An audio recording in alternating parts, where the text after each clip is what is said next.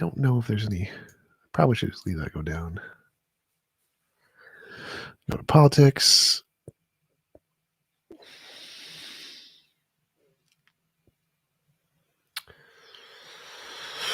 All right, back to my video game.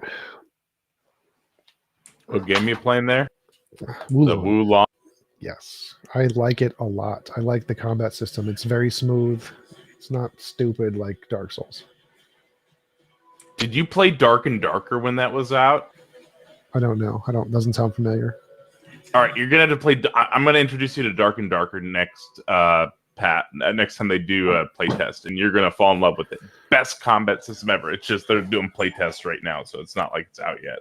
Best combat system ever is Ninja Gaiden 2. That has the best combat system ever. I mean, maybe not after you play Dark and Darker. There's 0% chance it's going to be as good as Ninja Gaiden. Hello. I think it's the best game ever made. Have you played Ninja Gaiden 2 yet? I think I played it on, that was like Xbox 360, right? Yep. I think I played that on Xbox 360. 7 HP. Bless you. I did like the Ninja Gaiden games. Those were very good games. I was terrible at them though. This is interesting. Why is the chat is showing up on my PlayStation? Like, so guys in my wow, okay. Guys in my Twitch stream, is my video game showing up or is my Discord showing up? Because I'm streaming in 2 different places at once and I didn't realize it, and this is interesting. Because I was on PlayStation 5, it has the ability to stream to like Discord or whatever, or to stream to Twitch and YouTube. And so I've been streaming my Wulong on my Twitch, but then I just started streaming for this. And so now apparently it's streaming to both, but I just see, so they see me on Discord. Your Twitch is showing your game. It is? Yeah, I just checked. Awesome. I like that. I very prefer that. Can you hear my audio? Oh, I already left. We're just asking for, I'll go back, I guess. We got 2. Amy.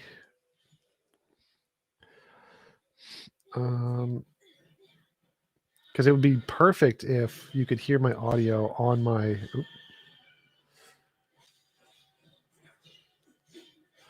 I need to disable that stupid War Thunder garbage. I fucking hate those ad things. I tried that once, didn't work at all. Okay, say something. Potato. I mean, you should be able to hear yourself too, right? Hopefully. Yeah, that's true. I'm not hearing any talking. I'm just hearing the game sound. All right.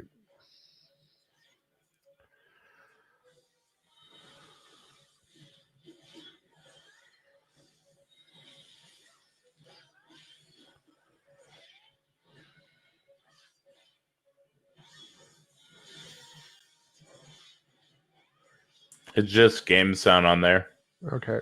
Yeah, I've been having that. I like to, because Discord just added the new feature to stream your audio directly to whatever Discord. Stream your Discord speech to your PlayStation, but it doesn't broadcast it, which makes it completely useless. Like, because if I could broadcast the audio.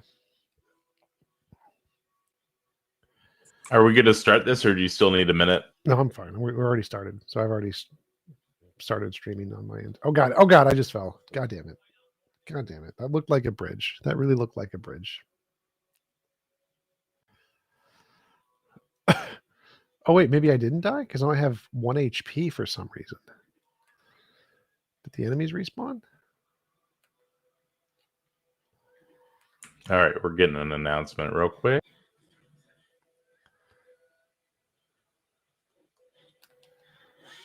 Yeah, it looks like they respawned. All right. So TJump is an atheist, philosopher, aspiring president of the United States. He runs he runs a biweekly stage, Theist Helpline, with us here, and he has his own YouTube. He has tens of what you're probably up to like 14,000 subscribers now, right? Yeah, I sell bathtubs. Introduction over. That's fine. Yeah, and he likes potatoes. Anyways, we've got a few people with their hands raised. We'll start the AMA. Percentile or percentage? So Nathan Levy asked if I play Wulong. I'm playing it right now. You should be able to see it on my Twitch if you go to my Twitch, and I enjoy it quite a lot. It has a great combat system, far better than Dark Souls. Dark Souls is garbage. All right, question mark guy or percent guy. What do you want? Hello, it's me, Percent. You can call me Clay though, if it's easier for you. My name's Clay. All right, so first of all, in general, how can you even debunk that God does not exist? Because I think God exists. Depends. Like, there's lots of ways. Like, the easiest way is to say anything that has no evidence is rational to believe it's imaginary and doesn't exist in reality until you provide evidence that can differentiate imagination from reality. Right, evidence. But so what do you regard as evidence? Anything that can differentiate imagination from reality. But how can you even do that? Depends on your epistemology. Like, my epistemology Can you says... even listen? Can you even differentiate that we're like in reality right now? Yes, How? because I exist. I mean, I can't not be in reality But how do you know that you exist? because I'm thinking. Okay, yeah, so you're observing that you exist, correct? Yes. Yes, so listen to this. Listen to this. So, I confirm by observing that when I flip coins in my room and when I open a book, it talks to me, okay? Okay. That's what I'm observing, right? And I observe that God is speaking to me. That's what I observe in my reality. Now, how can Okay. you debunk this? Explain.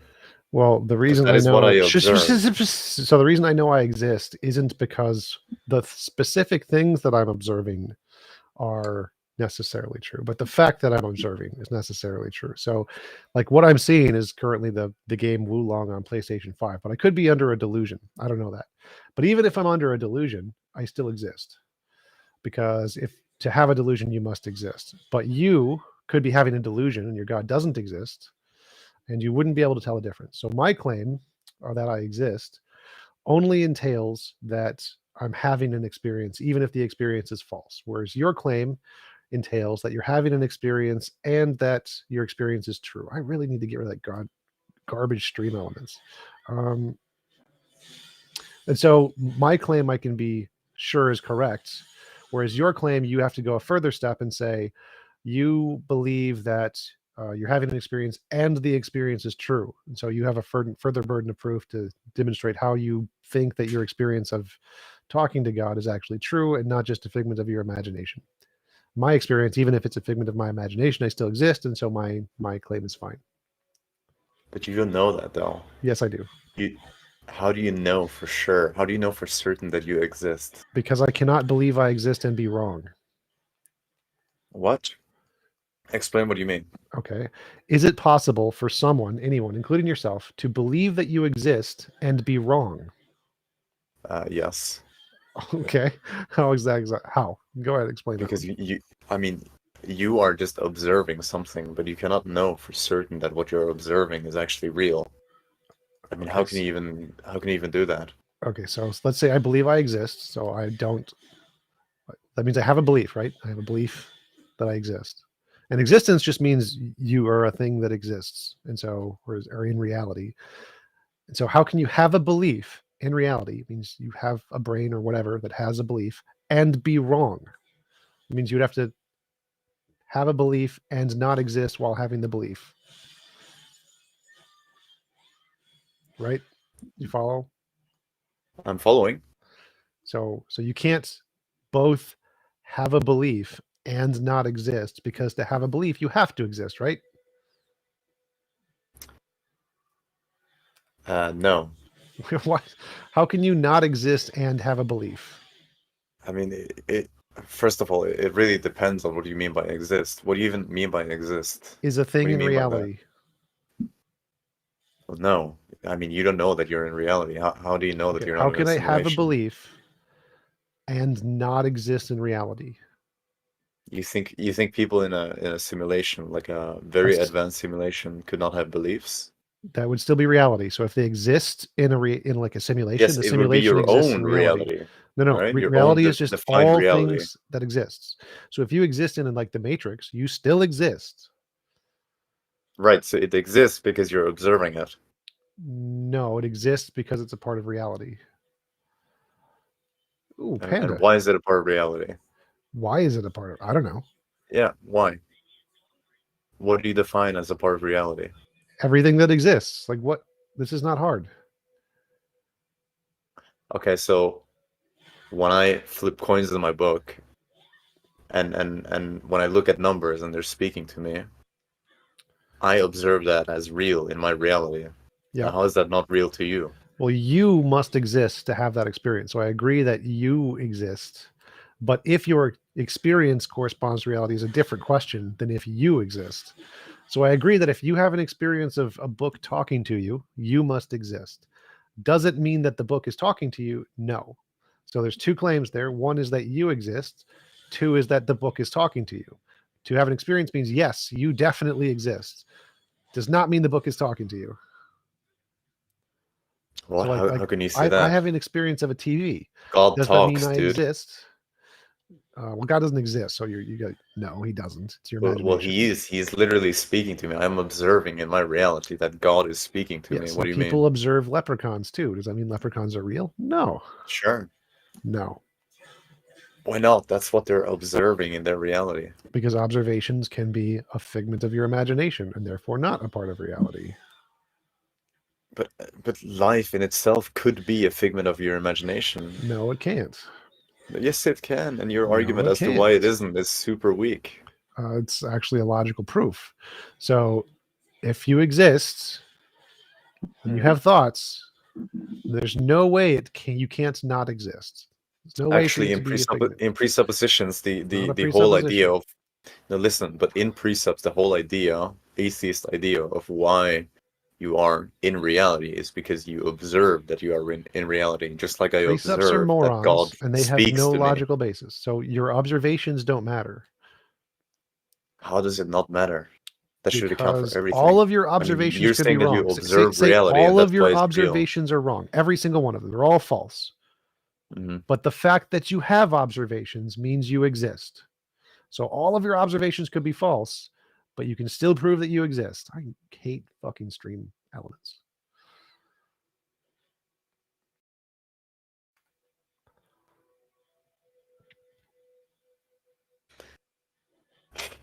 The argument is weak. No, God it's talks, dude. When pretty I strong. open pages in my book, I work as a software developer. Okay. I don't care. When I read and write the numbers, they fucking talk to me. Okay. I don't care. Right. So listen to me. Okay. Just listen. So when the CIA is in the computer room, they look at my code. You know, they're trying to find out how I Still cheat. do not Okay. care. Do you have any evidence? Let me finish. Please let me No, finish. no, it's my Q&A. Do you have any evidence? I'm not interested in your life story. I really don't Yes, care. I'm coming to it. I'm coming to it. Start with that Right. and then tell me things. Right. So they're looking at the numbers and I don't they care about see the that CIA. they observe that they're changing, right? So they're wondering, like, how is he cheating? I'm ready the to go to the system, next right? guy. All right. In reality, Thank you for coming up, Percentage. The next person we have, Charlie. I'm moving you to number 2 in queue. Change your, or he's got your profile. Do you want me to pull him up? What? I don't understand the question. Like my picture? I don't care if he uses my Yeah. picture. Okay. I'll pull him up. Charlie.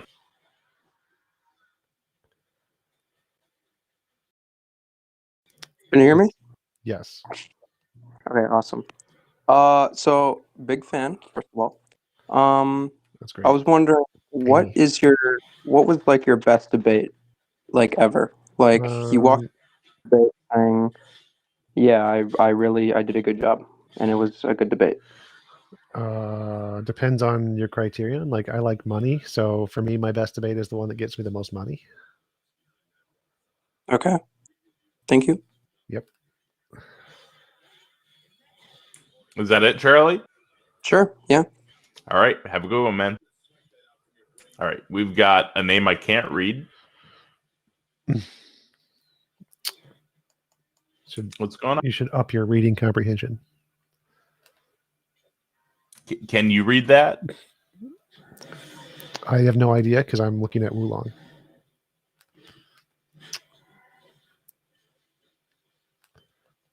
So, new guy, what questions you got? Oh, he's having issues. I'm gonna move you back to the audience. You're gonna want to exit out of stage and then rejoin. You've been in queue for a while, so it probably jacked it up because you're on the phone. So back out of the stage and then rejoin, and I'll pull you back up. Hey, Woody, how's it going?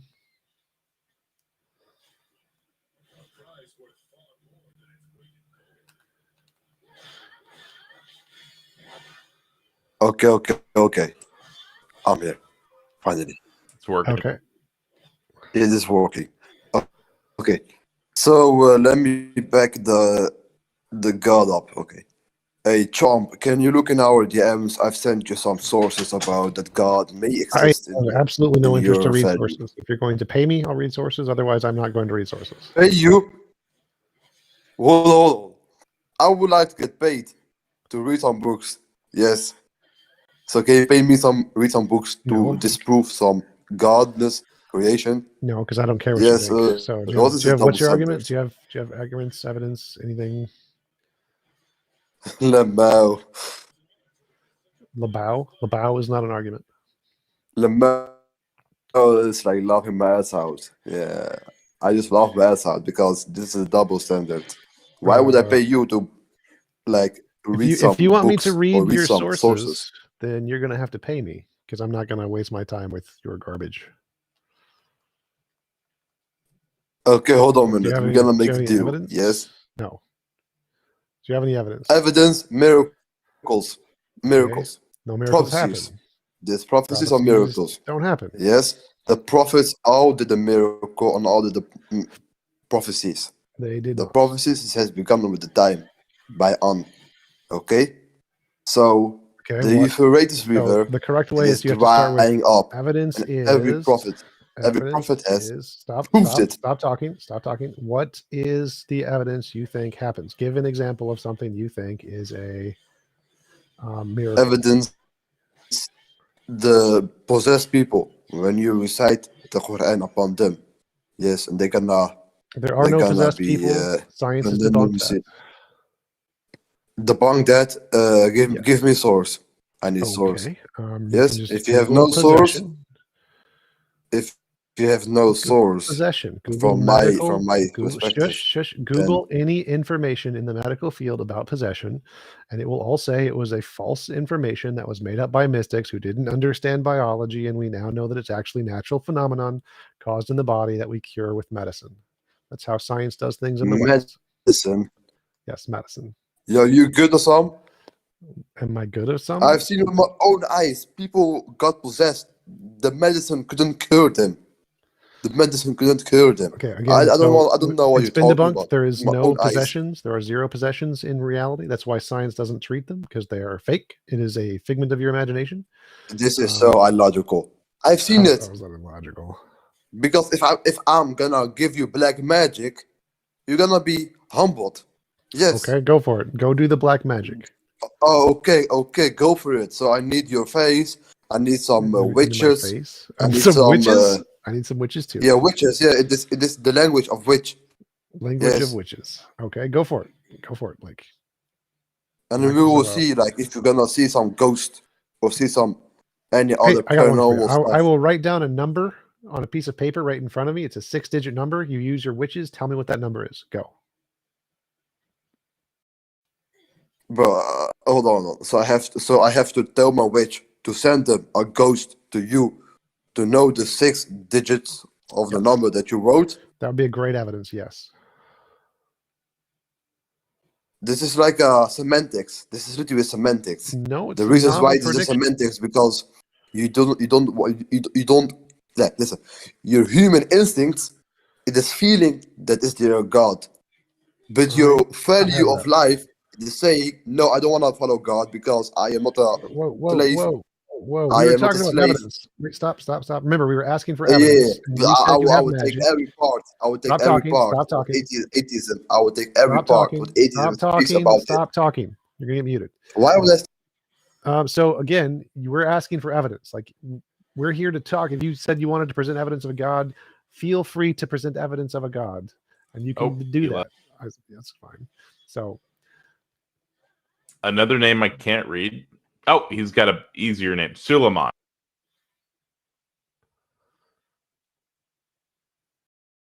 Hello, can you hear me? hello. How you doing? Sound a lot like Philip Amon. Right.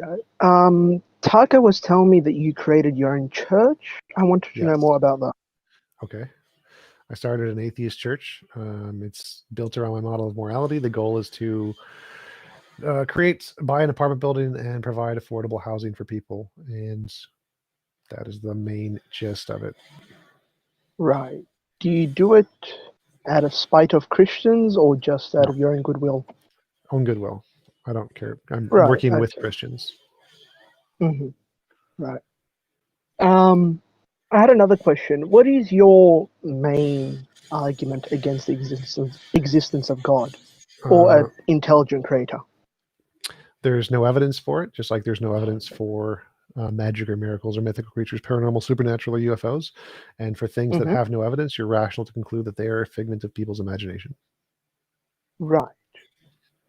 I find it strange that you come to the conclusion that we came by chance easier to swallow than an intelligent being designed us, or at least guided us into being born. Well, that's what the evidence indicates. So that's not just Right. like, you're not just like taking two hypotheses. You're taking Mhm. one hypothesis that makes novel testable predictions and has been confirmed by thousands of empirical pieces of data, and the other one which has no evidence. And so I'm going to go with the one that has lots of the evidence. That's the one I'm going to go with. Okay, thank you. That's the only question I had. All right, no problem. Thanks, appreciate it. Thank you. And then abysmal. Probably pronounce that poorly.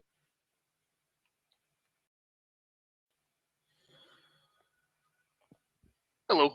Can you hear me okay? Yep. How's it going? Pretty good. Yourself? All right. All right. So I had a very short question, then a follow-up question based on your answer to that, if it's okay. Sure. So first question is, are you generally pro-choice or pro-life? Pro-choice. Okay. All right. So my question is basically, just out of curiosity, kind of vet an argument that I have against pro-life people Okay. that can basically not be debunked if it's consistent.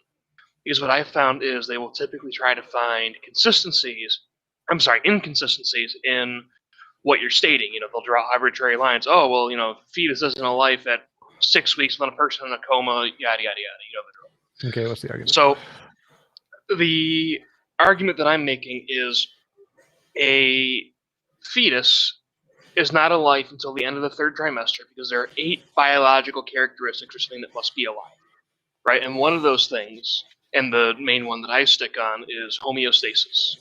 A fetus by itself cannot maintain homeostasis, right, without biological dependence on the mother. And I differentiate between physical dependence and biological dependence. Physical dependence is, you know, somebody does work to do something, they expend their own energy. For example, Well, just if clarify, you your give argument is that the fetus isn't alive? it isn't technically a life, therefore not classified by the same thing. So you can't like classify it as an individual, for example, because that's what they try to do, is claim that a fetus has the same qualities of life as an adult human. Well, I mean, it's cells. All cells are alive, so I don't really consider that to be Right. much. And so When I say a life, I'm referring to a sentient human being. Sorry, I should have clarified that. My position is that it's immoral to kill anyone ever, and so once the fetus is conscious, it's immoral to kill it, but it's still justified because it's immoral to have one person be using another person's body without their consent. So I don't even care. I can just let's just grant it's fully human from the moment of conception, still justified to abort it. Don't care. Okay, that's an interesting take. I never thought to separate the morality from the pragmatism of it, because I personally believe that someone's financial future should not be destroyed because they had an unexpected or unwanted child. Right, I agree. So I think that the pragmatic application, most people do confuse the two and say that because on the left they say that it's moral to be able to abort the baby, where I disagree. I think that's always immoral to kill anyone ever, but it's pragmatically justified. So there's lots of things we have to do that are immoral but pragmatically justified. Like you're not going to go sell your home and give all your money to charity. Like that's, I mean, it'd be moral, but you're not required to do it just because it's moral. And there are times where you have to do immoral things, like the trolley problem. You have to kill one to save five, and that's perfectly justified. And so killing a person, like in self-defense, even if it's immoral, is perfectly justified. And so because the woman's body is being used by another person without her consent, she has perfectly justified to remove that person from her body, even if it involves killing them. All right, thank you. That's actually a lot simpler than the road I was trying to go down. Appreciate it. No problem.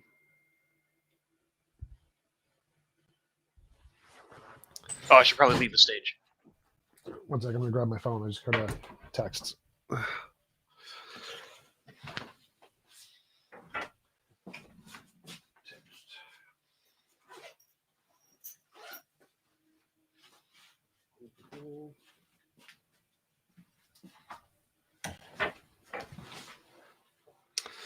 All right, I am back. Let's go on to person number 7.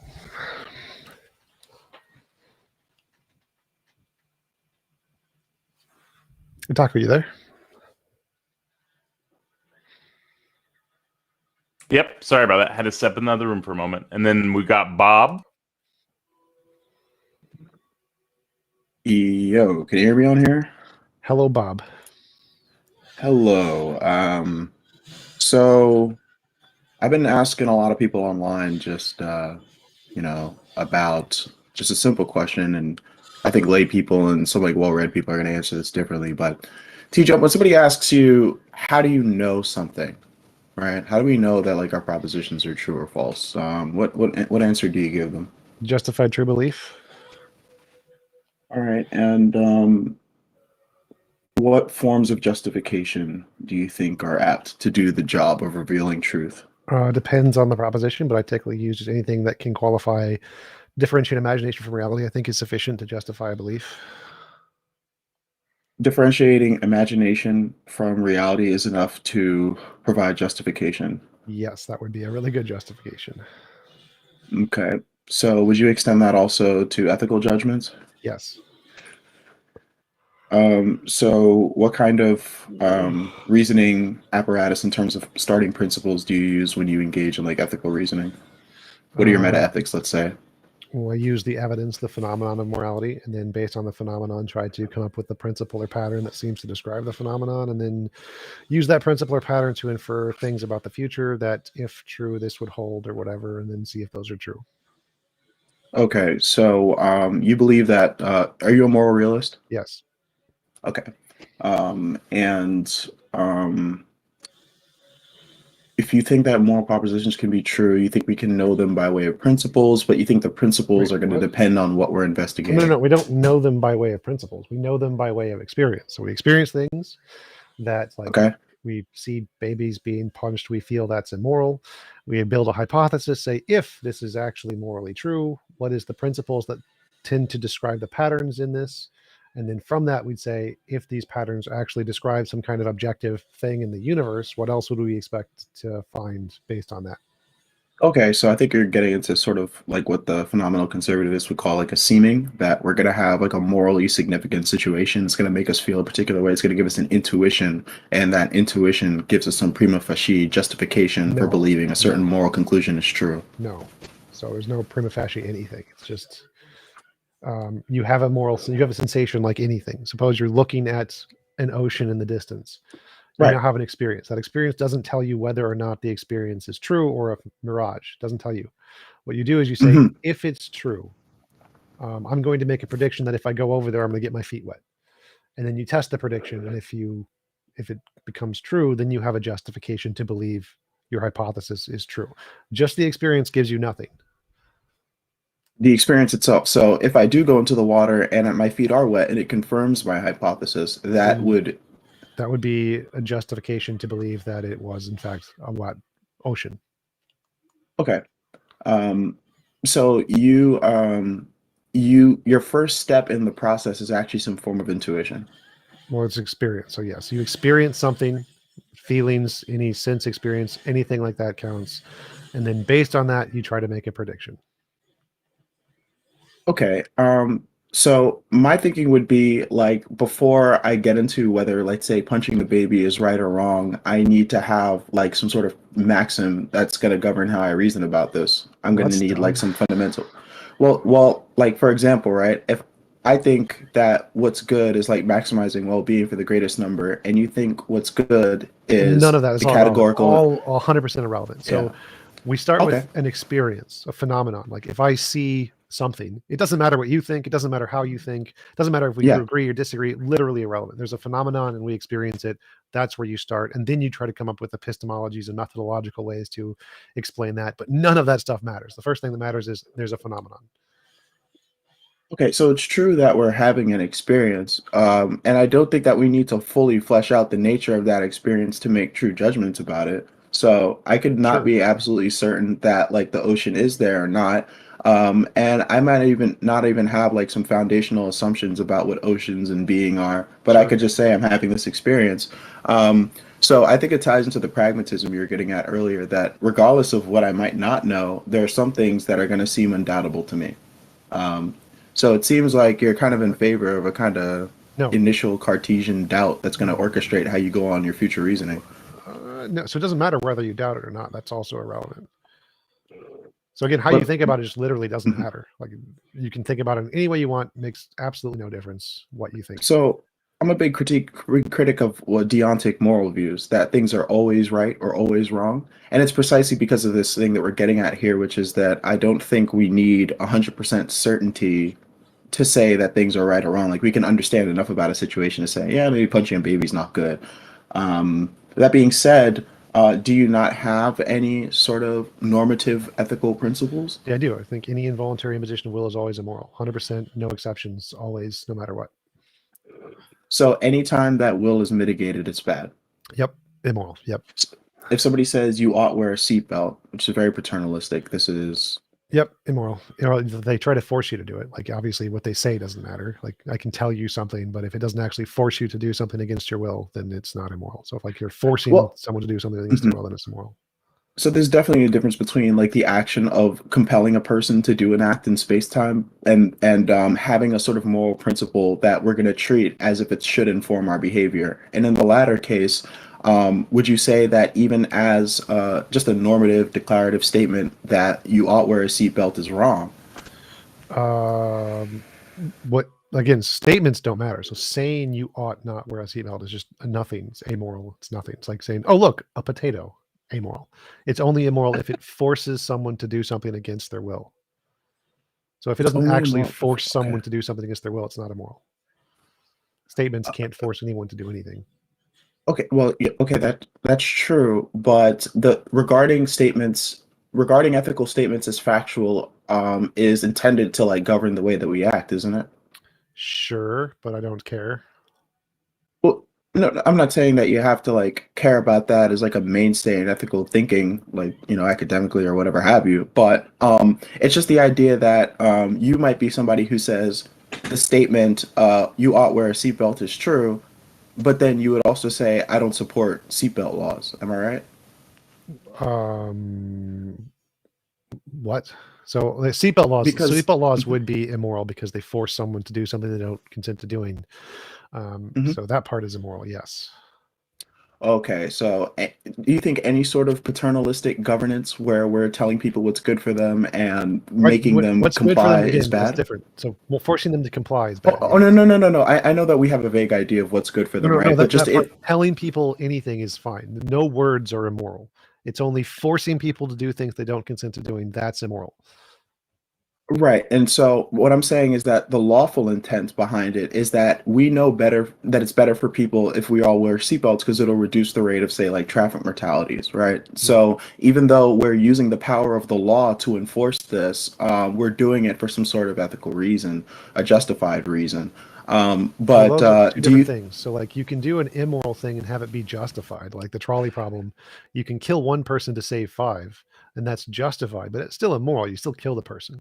And so doing a bad thing to prevent a worse bad thing isn't moral, but it is justified. It's a justified immoral action. Okay, so I think we could probably make a useful distinction between the sort of ethical justification and the, let's say, like the systematic justification. Let's say we're doing like an economic system, right? We're trying to organize our society in a certain economic way. We want to lean into either free market capitalism or if we want to go full commie or whatever, right? Yeah. There might be ethical implications to those economic organizations, right?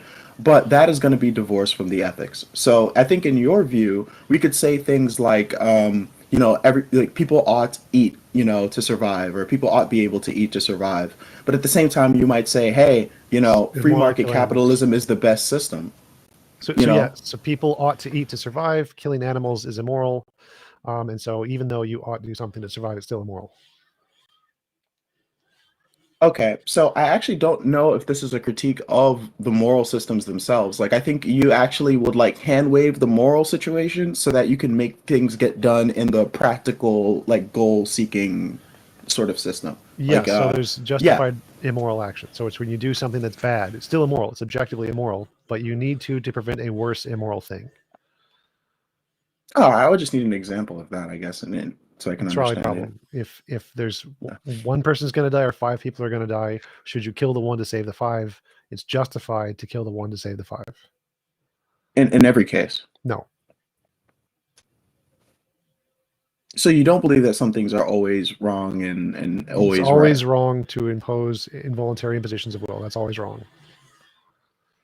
Even if that's to do something in the future that is more moral. Yes, it's always wrong to kill one person to save 5, but it can be justified. Justified means it's a bad thing that you do because of your pragmatic limitations to prevent a worse bad thing. It's still a bad thing. Doing one bad thing to prevent a worse bad thing is still a bad thing. It's not good.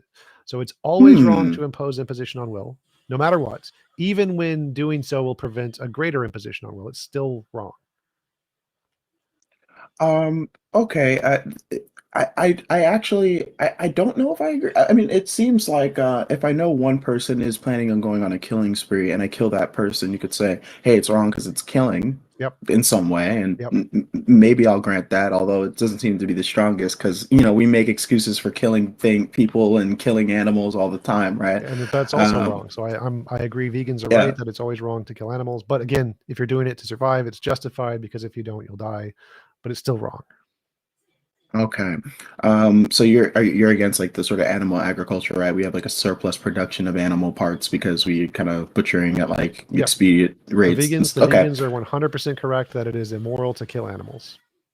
All right, gotcha. So as far as how we know, you're not going to go to something like ethical principles and start from there. You're going to start from your raw experience itself, create some sort of hypothetical judgment. Principles. So the principles you mentioned are the things that come from the experience. They don't start with those.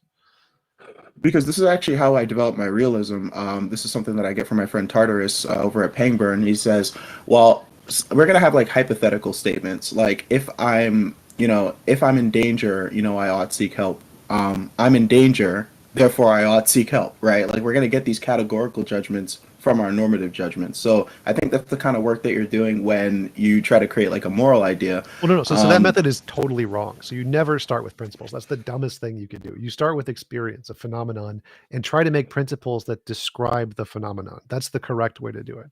So we start with an experience of you see a baby being punched and you get a feeling, and then you try to describe that feeling. Well, what is the pattern to these feelings? And then you get the principles. Just starting with abstract principles is just dumb. It's just the wrong way to do any kind of rationale.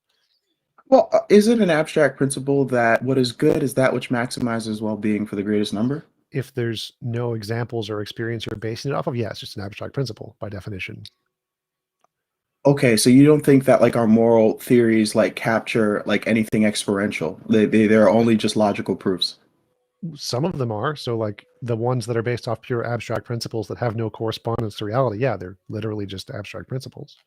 But like lots of them, like moral naturalism, or the versions of morality that are based on some fact of reality, those are not abstract because they're trying to build off of something we see. Those are the ones that are correct, the best ones, like utilitarianism, whatever. So is it fair to say that you're more or less just a materialist? Yeah, absolutely.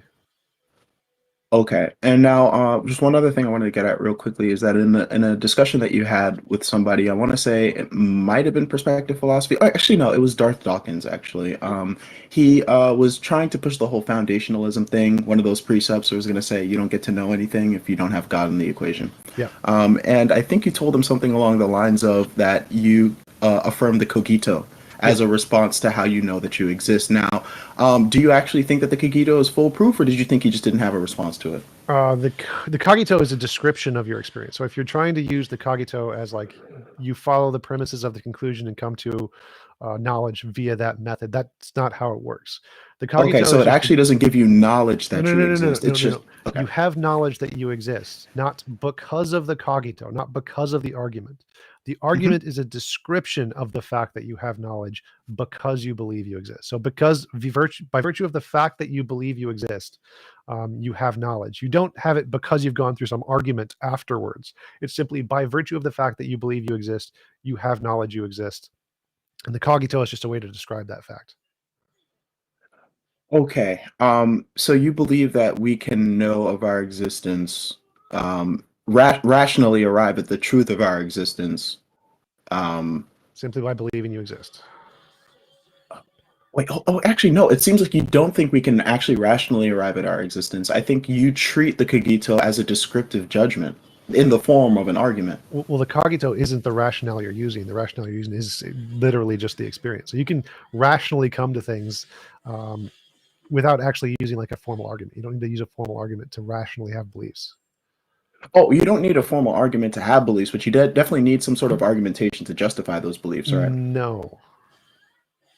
So if we don't have to rationally argue our beliefs, then what would justify them in the absence of that? Well, intuition, logical consistency, coherence. Well, logical consistency and coherency are going to be between beliefs, right? We cohere between beliefs to find, the coherentism there. In but some versions, like an sure. intuition thing that is just fine to use. So like, there's lots of different models of truth. So you're gonna say like intuition is like is gonna be reason giving in and of itself. In some cases, sure. Okay, I think that's pretty interesting. And sort of lastly here, like, what is your working sort of ontology or your cosmology? Like, what kind of like what is our what is being to you? Are you a monist or? I don't take a position on monism versus dualism. I really don't care. I think that material reality is all there is. So quantum fields are the most fundamental thing. Are they the only thing? Don't know, don't care. There could be multiple different forms of material stuff that is the fundamental nature of reality, but the only thing that has evidence of existence is material reality.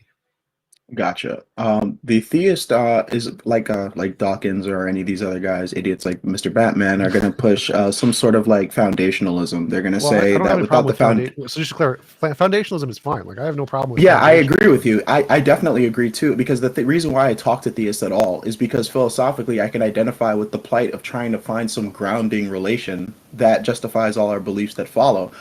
But there are alternatives to foundationalism, sure. And I'm just wondering personally what you would be in favor of. Well, I like foundationalism. I don't have any problem with the others either one. So it's foundationalism, infinite regress, and the circular reasoning. All of those are perfectly fine. I forget what the different epistemic equivalents of those are, but yeah, they're all fine as different ways to justify. I like foundationalism the best. Coherentism is fine.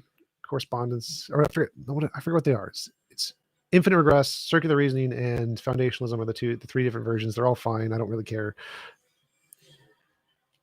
Okay, so I mean, obviously, if we're doing a foundationalism and an infinite regress arises, like we can't really like learn about the world in that model, can we? Sure, we could. Why couldn't we? Well, because when we have an infinite regress, let's say an infinite regress is true and it's sound, so that we would say that every single like step up that ladder that goes infinitely up, like there's something meaningful there that we can extract. The issue with Plato's theory of forms is that people say they could be the form of the good. We can identify the form of the good because that would be like the sort of ground, and then all the forms come from it. But in an infinite regress model, if like we have the form of the form of the form of the form, like we stop being able to say things about some of those. And well, with certain certainty, but you don't need certainty. You don't need certainty for knowledge. So the fact that we could be wrong and say I think this is the form because of some evidence, but it could be a different form that I just don't know about because of evidence I don't have yet. Like, so what? You can still have knowledge. So there's a way we can have like a propositional attitude where we like stake our chips on like some future knowledge, and so we can have like concepts Future knowledge yeah, doesn't okay. matter. It's just fallibilism. Fallibilism is the position you can have knowledge without certainty. So if you have a justification that increases your probability that a proposition is true, then you're rationally justified in believing it. And if it happens to be the case that it is true, you have knowledge. So I don't know if you could provide me some sort of like foundationalist theory that's privy to an infinite regress that is reason giving at all sort of levels of that infinite regress. It's not, again, so the reason given is only at whatever particular stage you are at. So even if there's an infinite regress of things, say we're in a matrix and a matrix and a matrix, whatever, who cares?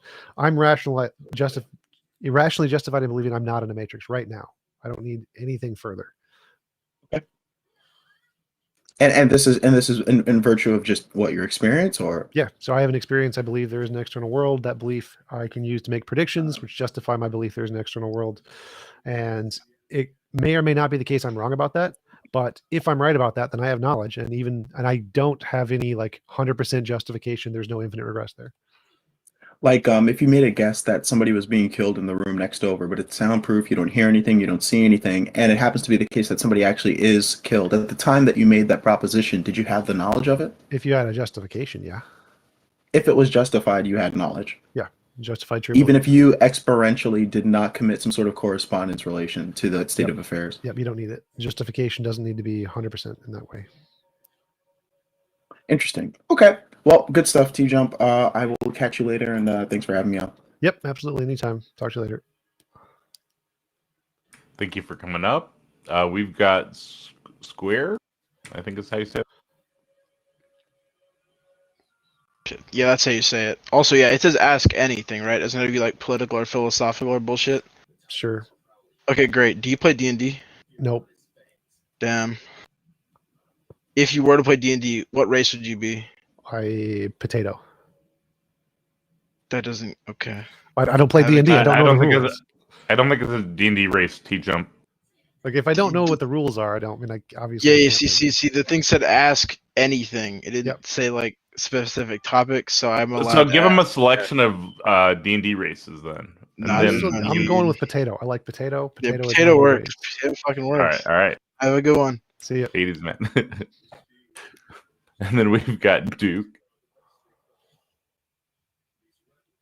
What up? Hey. I just wanted to start off by saying that I'm a pretty big fan of yours. I've been following your channel for quite a while. Thank you. Please send me money. And you pretty much put the nail in the coffin for me in terms of my beliefs. Thanks. Appreciate it. Yeah, so I wanted to thank you. Anyways, my question actually comes from Godless Girl's channel.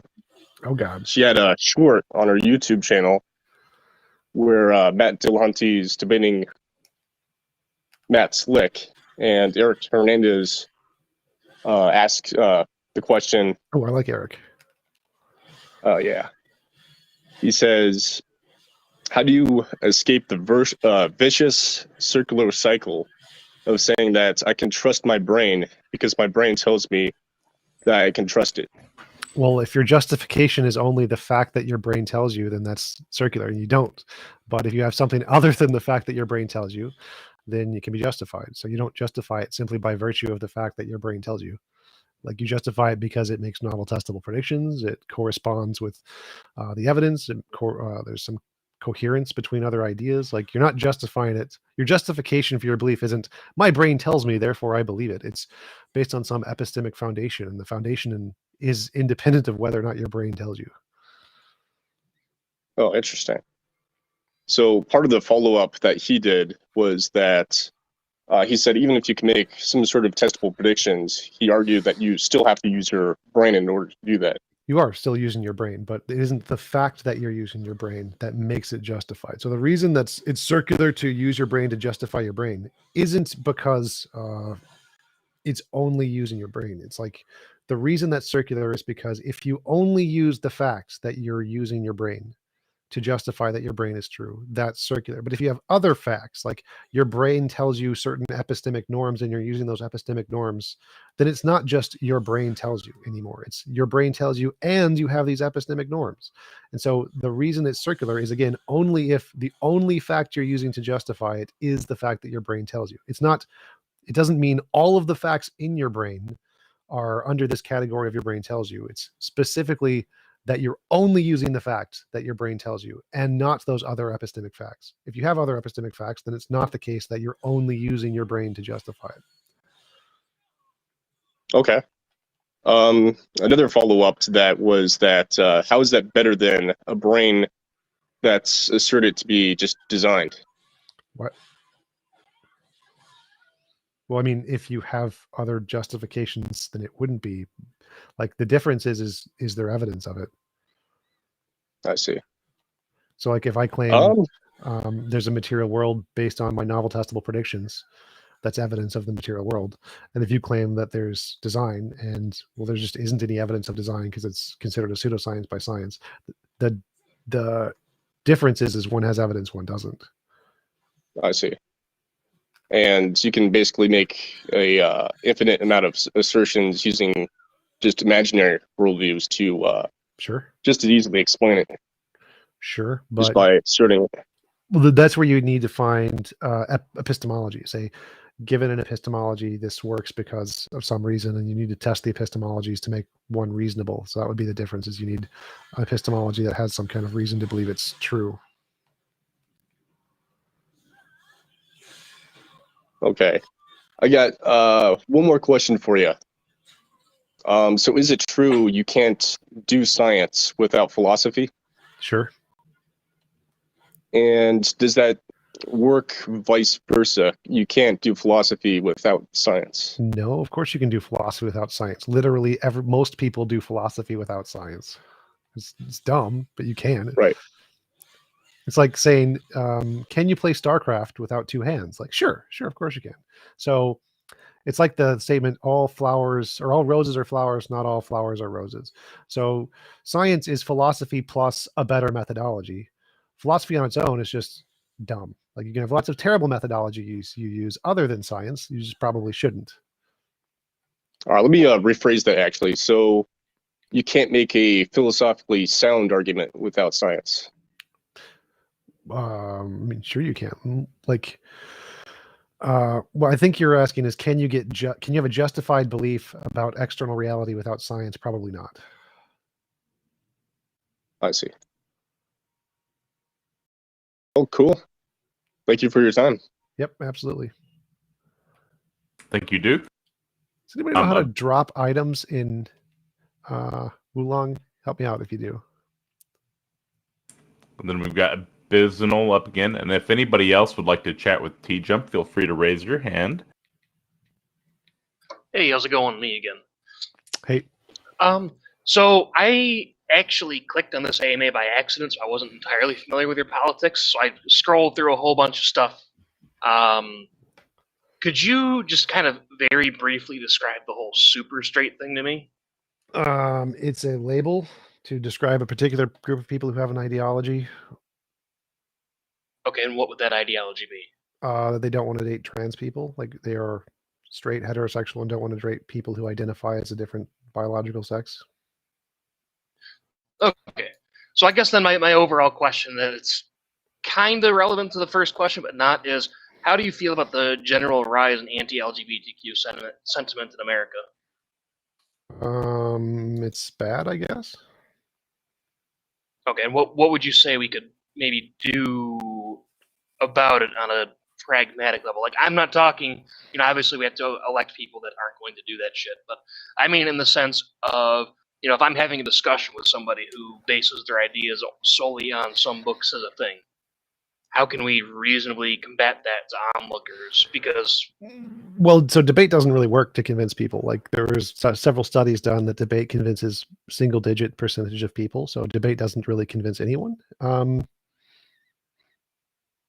So if you want to actually change people's minds, what you do is you have to demonstrate that a society that is accepting of whatever ideology works better and has advantages that their society or ideology doesn't, and then they will adopt it. Oh, sure. Well, yeah, that doesn't work either, in the sense that people are against immigration, for example, and there's a plethora of data indicating that immigration is a net benefit for any Nobody society. reads data. So when I say show them, I mean like literally you'd have to have like a city of immigration that has like no crime, lots of benefits.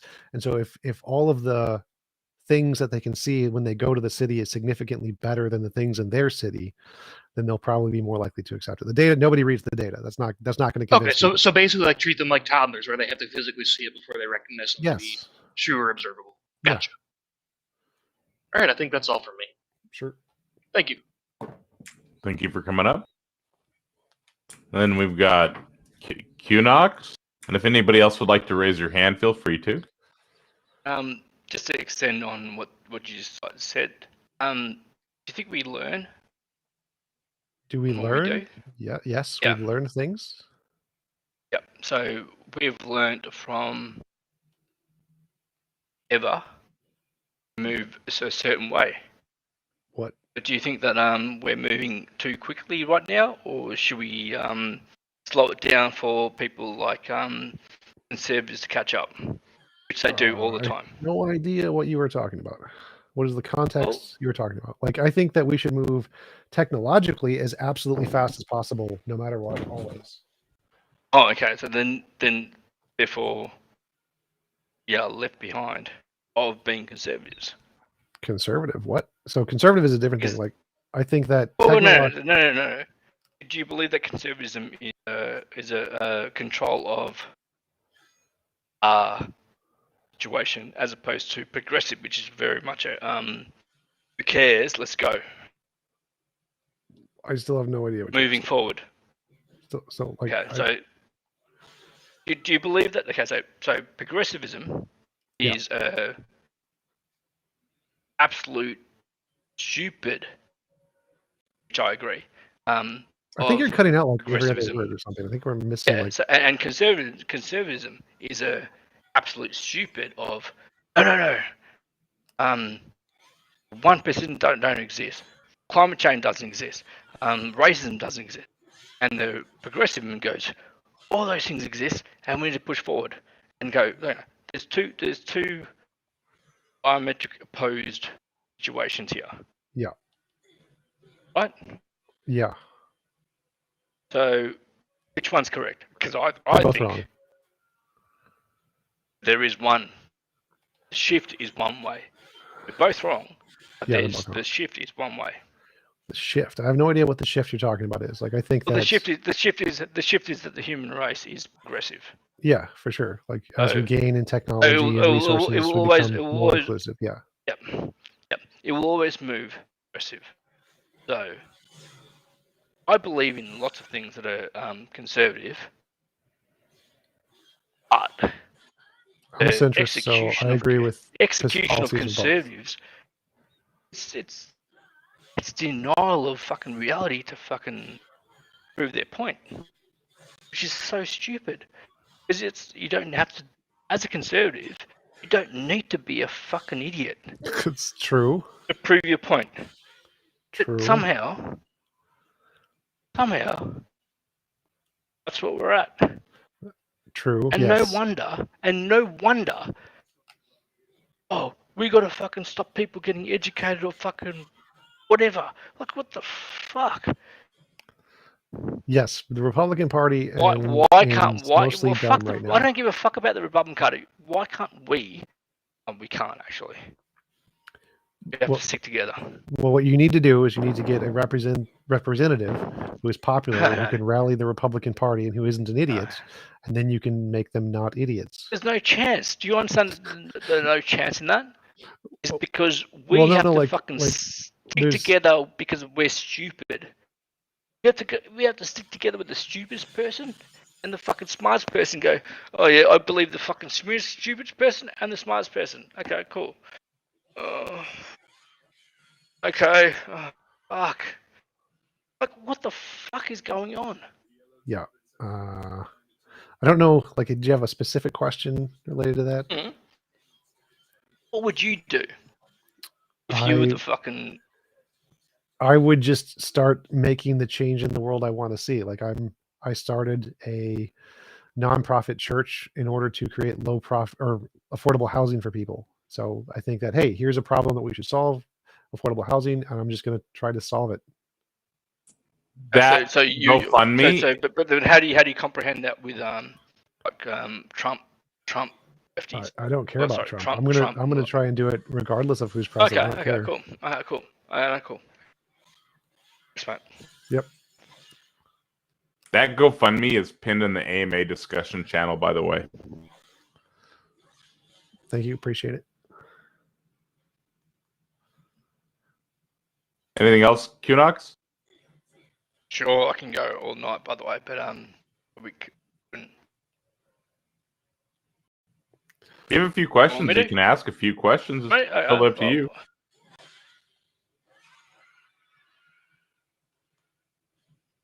You say you want to be middle. Not middle. You want to be middle. Middle. Yeah. You want to be compromising. Compromising. Not really. I don't want to be compromising. No, but compromising is a good word in the sense that you give, they take. You give, you take. You no, we all do that thing.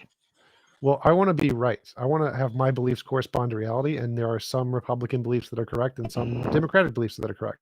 I don't care what anybody else believes. I'm not going to be compromising. I'm going to say reality is right and everyone else is an idiot.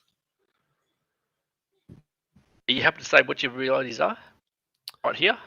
My realities? Or what you think is right and wrong. Yeah, so like there are many policies that have been proven to be extremely effective, like UBI has been tested in numerous cases and shown to have extremely successful policy implementation. And so we should definitely do that. Or we've definitely shown that single payer healthcare works around the world. They have countries with single payer healthcare have the absolute best healthcare in the world. And so we should do that. Finland's education system has been proven to be extremely effective. We should do that. So we should just do the things that have been proven to work.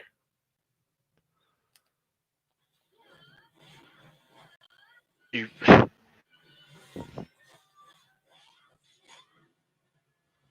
expect us to be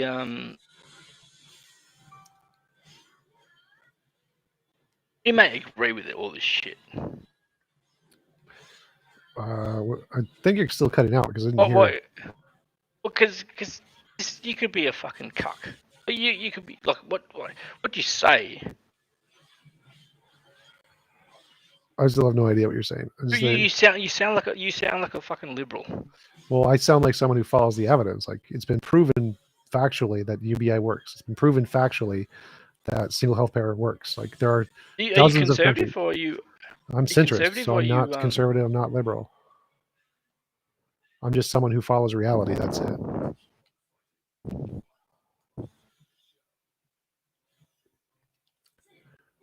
Like, if you want to try to refute all of the evidence that proves those things work, then feel free to attempt to do that. I don't need to, mate. I just think you don't need to disprove the evidence that disagrees with you. No, no, not at all. That sounds irrational. Oh, it's very rational. To ignore the evidence that goes against your position. I'm actually being a fuckwit. I'm Australian, and I've somehow ended up asking you questions I shouldn't have, and will be taking away questions that honest fucking Americans who are fucking so stupid to fucking say anything would ever say.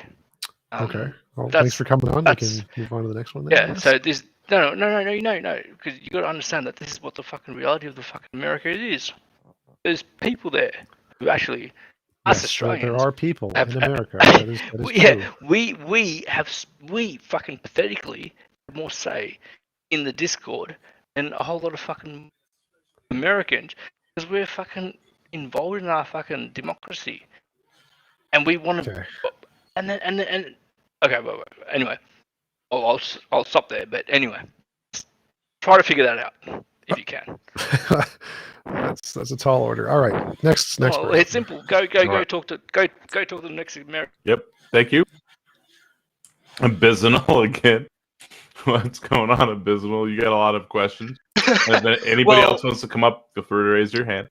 Yeah, part of me coming up again was I didn't see any other hands raised. I don't want those to kind of stagnate. And then the other part of it is I'm kind of getting a reference point based on other questions. And just I think to contextualize the last guy, at the very earliest, it's 11 p.m. in Australia, and at the very latest, it's like 4 a.m. So I think he's probably just very tired, or drunk, or both. That was a bit incoherent. But anyway, so when you say you're a centrist, that sparks some concern in me because my perspective is conservatism is just a reaction to social progress. It's inherently reactionary, and I struggle to find any views that have any sort of merit. So what would you say you is mean like America? a cornerstone So conservative? like In America specifically, yes. Yeah, America is dumb. But yeah, there's lots of conservative values that have been very successful. Like Rogernomics in New Zealand was a very successful implementation of a conservative values in order to save New Zealand from an economic collapse, and it pulled them out of a recession. So there's lots of economically sound principles in conservatism about having a balanced budget, not overspending money. Absolutely none of it has to do with American politics. American Republicans are idiots. They're all dumb. So are Democrats, Okay. So when you say conservative, you're basically going off of like a global perspective where, Yes. Democrats in the U.S. would be considered right-wing elsewhere, basically, like center-right. Sort of, but yeah. I go off like the actual definition, not America's definition, I guess. Gotcha. Okay, that clarifies things for me a bit because I find it extremely difficult to justify any sort of conservative belief in America, within the scope of American politics. Yeah, they're pretty Okay. dumb. They're pretty dumb. Why do politicians you are think pretty they're so dumb. dumb? Because they're playing to their audience, their client base. What it takes to get votes is the people who are voting for you are the ones who have similar ideologies, and so the ones that the Republicans in America are going to vote in are going to be the ones who share the very stupid things that Americans believe in.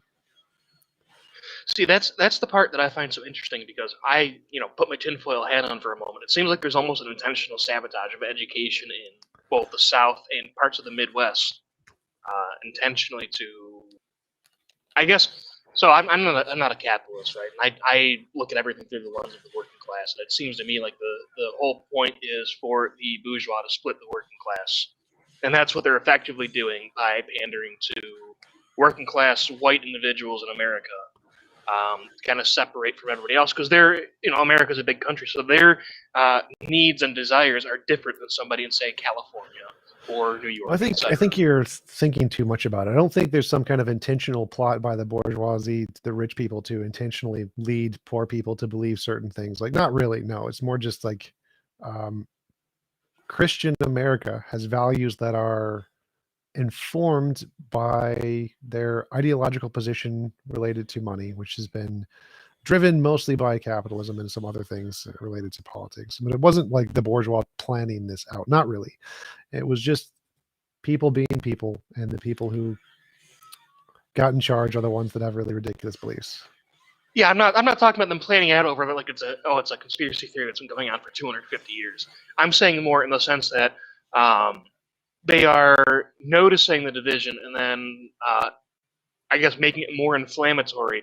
For example, Marjorie Taylor Greene or Lauren Boebert come to mind when they talk about how it's a conservative nation, being a nationalist is okay, etc. Or sorry, when it's a Christian nation.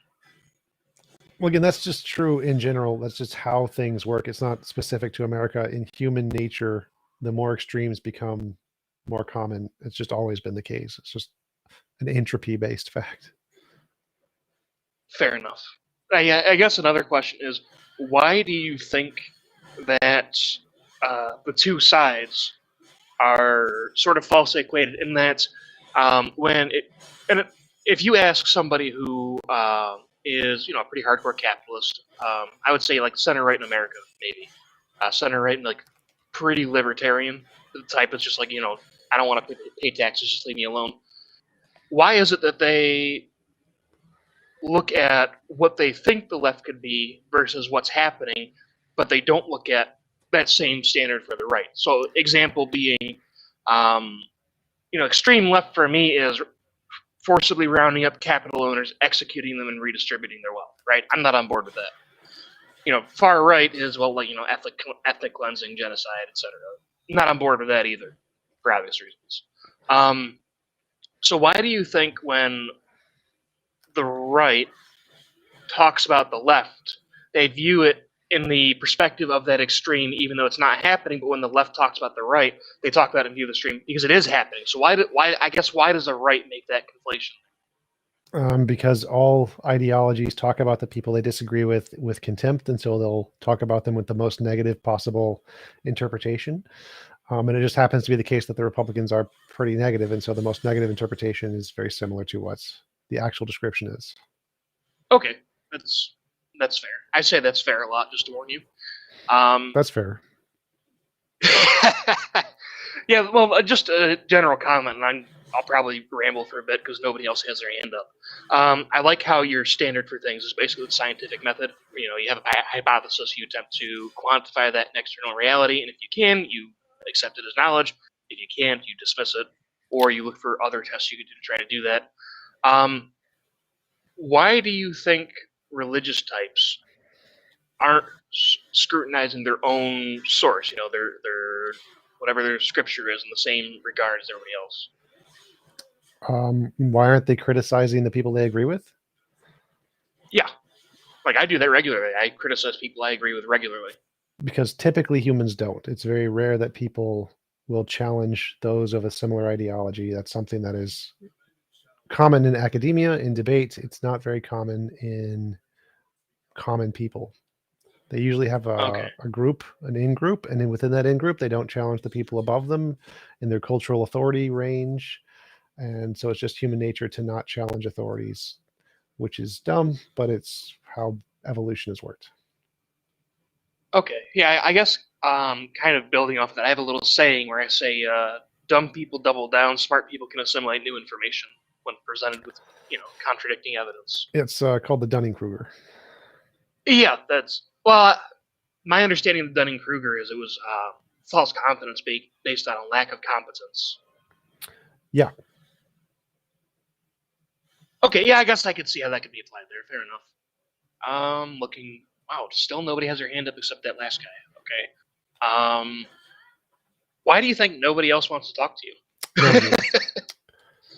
Yeah, I mean, I think these discussions have been interesting. I think there's some. Well, I mean, we do have a question from Corona Beard in the AMA question.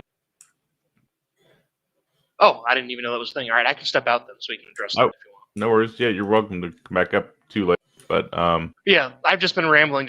Like I said, so stuff doesn't. Oh, cool, cool. Corona Beard, you had a question there. Thank you for coming up, by the way.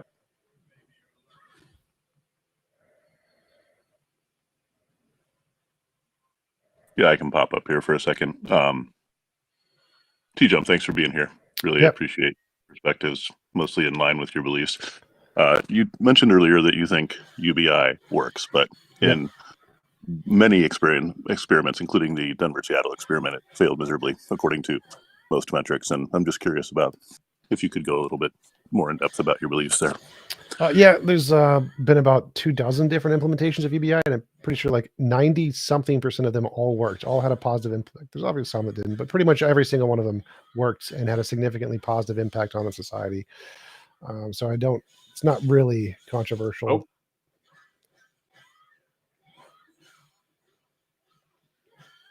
Okay, fair enough. We could get into a little bit more depth there, but what defines a positive outcome? Raising the quality of living and the economic standard of the group of people. Oh, so it's subjective. Okay. No, thanks for the answer. Not subjective. What's your opinion Why on would that be subjective?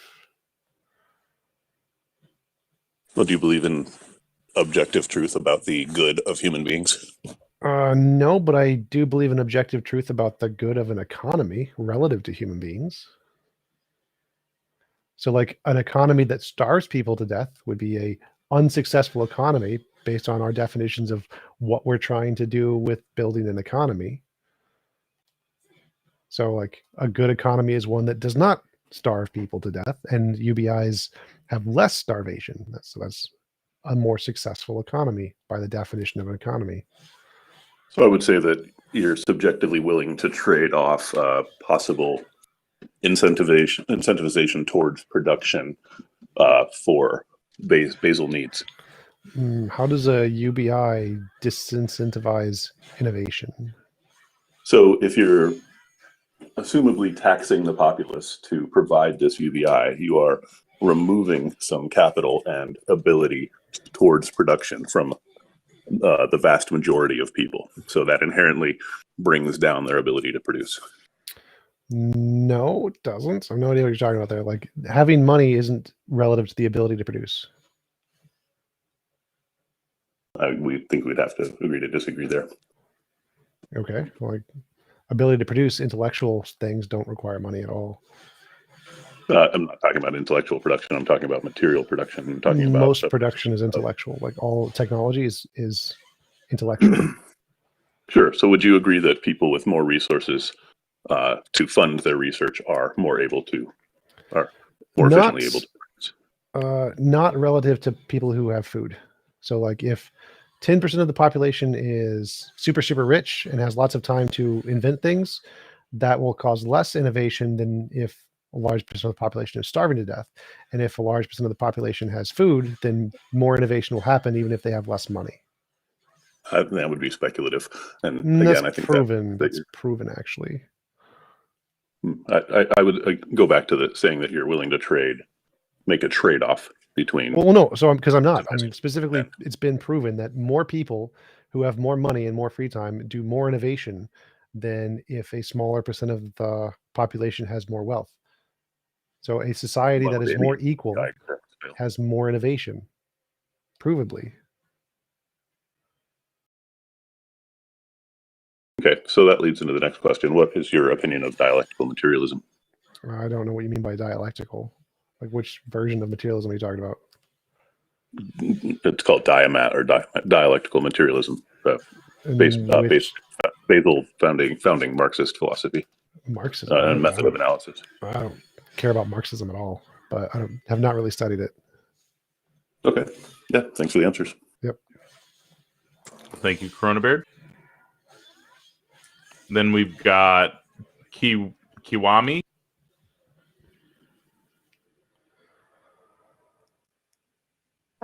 Yeah. I just want to ask a question. What made you become an atheist, or was the studying the evidence? All right. And what do you think happens on the afterlife? Do you think we just black out? Nothing happens? That's all the evidence that there is, but there is equally as much chance to have a heaven with no God as there is with a God. But the only evidence we have right now is that nothing happens. You just go to the same place you were before you were born, which is nothingness. Oh, okay. That's it. That's basically it. All right. I was about to say something, but I don't have proof to back it up, so I think I'll end it by here. That's fair. Thanks, though. You have a nice day. Interesting. Thank you, Kiwami. You're welcome. And then we've got Kunox again. And if anybody else would like to chat, feel free to raise your hand or put a question in AMA questions or subscriber questions. TJump, are you a conservative or a progressive? I'm centrist. Centrist. Cool. And you are fighting for an election to win a progressive or a conservative state, or whatever. What are you trying to do? Conquer the world. That's going to be hard. It is. It's going to be very hard. Pinky. But anyway, like, all the questions I've heard and all the answers I've heard actually is, do you think you can take this to the people that you want your votes from? I have no idea what you're talking about right now. I think you are hopeful. Like, I think you're a conservative who's trying to get votes from Democrats. I actually lean left, so I'm a center left. I've taken the political test. Okay, so is there a conservative in this conversation? There isn't, is there? So we are all. No. I'm not a conservative. I thought you were. Shit. So. No. Well, you're saying is. Okay. So okay. Well, how are you going to convince people who are not listening here? because I'm making a church, a nonprofit, to provide affordable housing. So I'm going to actually act in such a way that demonstrates that my capabilities to run a country or whatever by doing the right thing. That's not going to work. Possibly. You've got to fucking hit their heartstrings. But my concern isn't really convincing people. It's not like Well, of course it is. You're a fucking politician, mate. I think you're absolute. I'm a absolute, YouTuber. I'm a YouTuber. Okay, let me ask you. Let me ask you if you have whatever state you're in or whatever fucking electorate you're in, and you've got 50% of the population who are so conservative. Just to clarify, I'm not of actually running for office. Like I'm just a YouTuber. Like I'm not actually a politician. Holy shit! What the fuck were we talking about then? Why the fuck is there a fucking people listening here?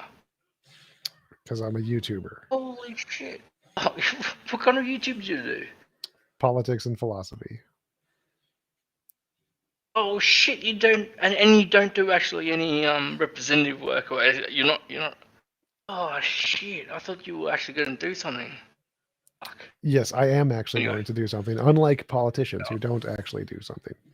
Well, maybe have this conversation when you do something and let the people talk.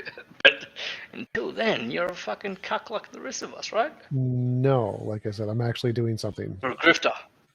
No, we can move on to the next person. This guy's kind of useless. All right, I'm moving back to the audience. And then we have Brains.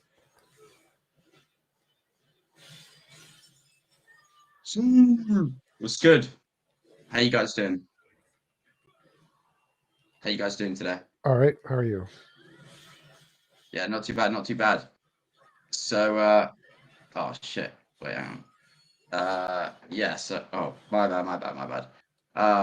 So pretty much like, so you're a philosophy YouTuber. So, what do you think about, like, that God started everything, you know? Like, I think there's no the evidence universe. for it. Okay. What do you think about, like, just, like, the universe and just in general? Like, do you reckon there's, like, aliens and that? Most likely.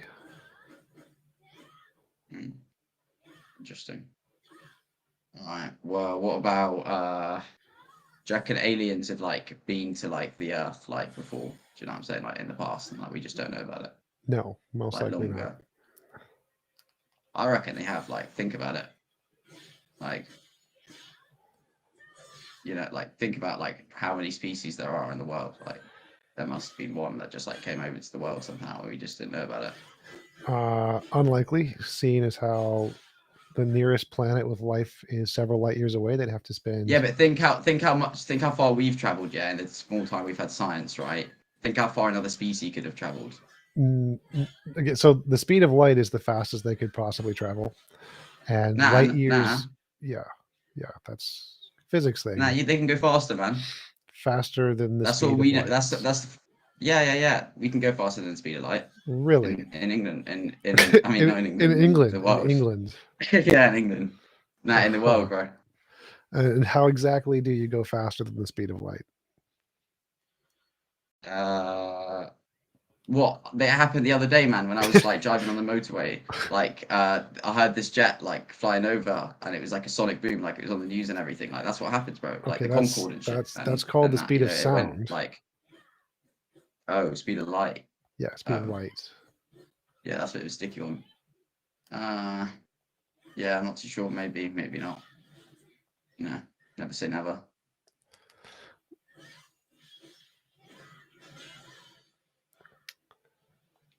You know what I'm saying?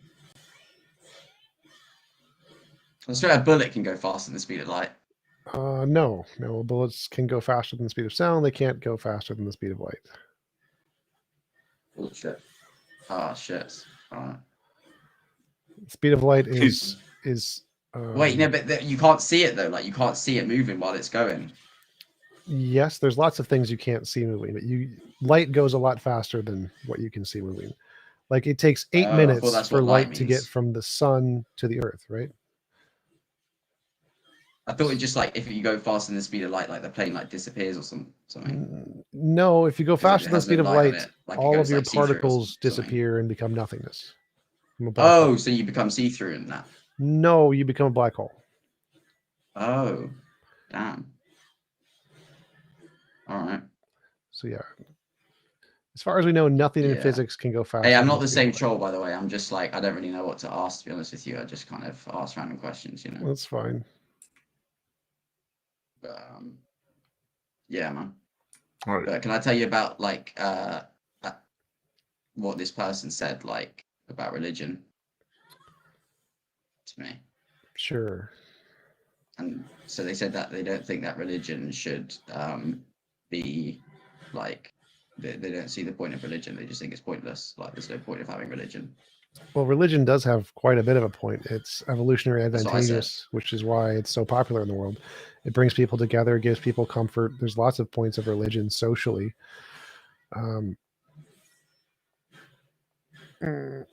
Yeah, bro. Like I don't understand. Like he was just like fully like I don't know.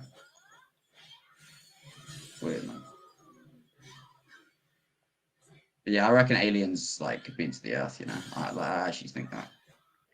Why would super advanced aliens fly millions of light years to talk to I don't know, abduct some monkeys?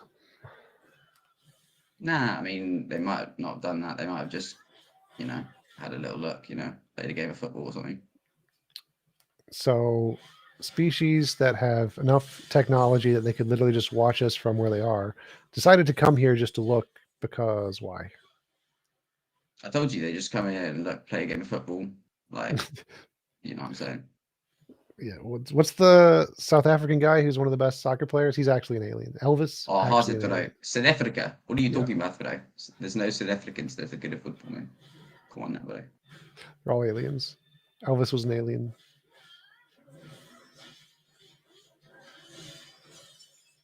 Huh?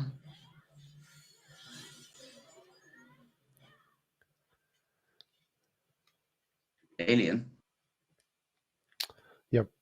Oh, well, I'm gonna let Connox come up. Oh wait, no, Connox was up here earlier, wasn't he? Yeah. No mind. I probably know some of these people, you know, in the audience right now. If anybody would like to raise their hand, they're welcome to.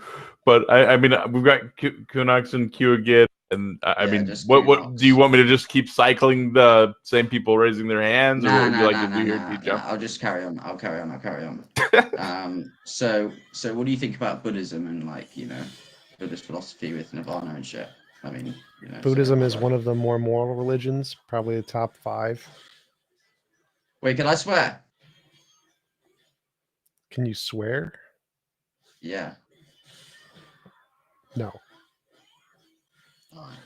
I was just making sure, bruv, because like, you know, they've got Christian chats and that, so you know, I thought I couldn't. But yeah, Buddhism, like, you know, what do you think about it? It is more moral than most other religions. It is a very good religion for the most part. Yeah. It's interesting. So what do you think about like science? Like science is good. Science is very good. Science is the best. All right. Okay. What about physics though? Physics is cool. Okay. What about psychology?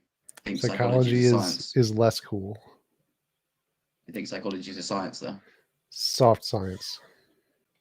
Do you think Sigmund Freud's a base like guy? No, he was wrong about most things. He was very crazy. Yeah, that's what I thought. Is there anybody else with questions? Jay could get up now.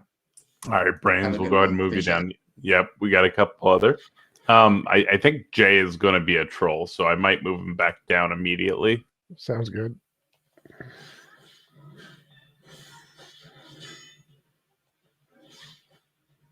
What's going on, Jay?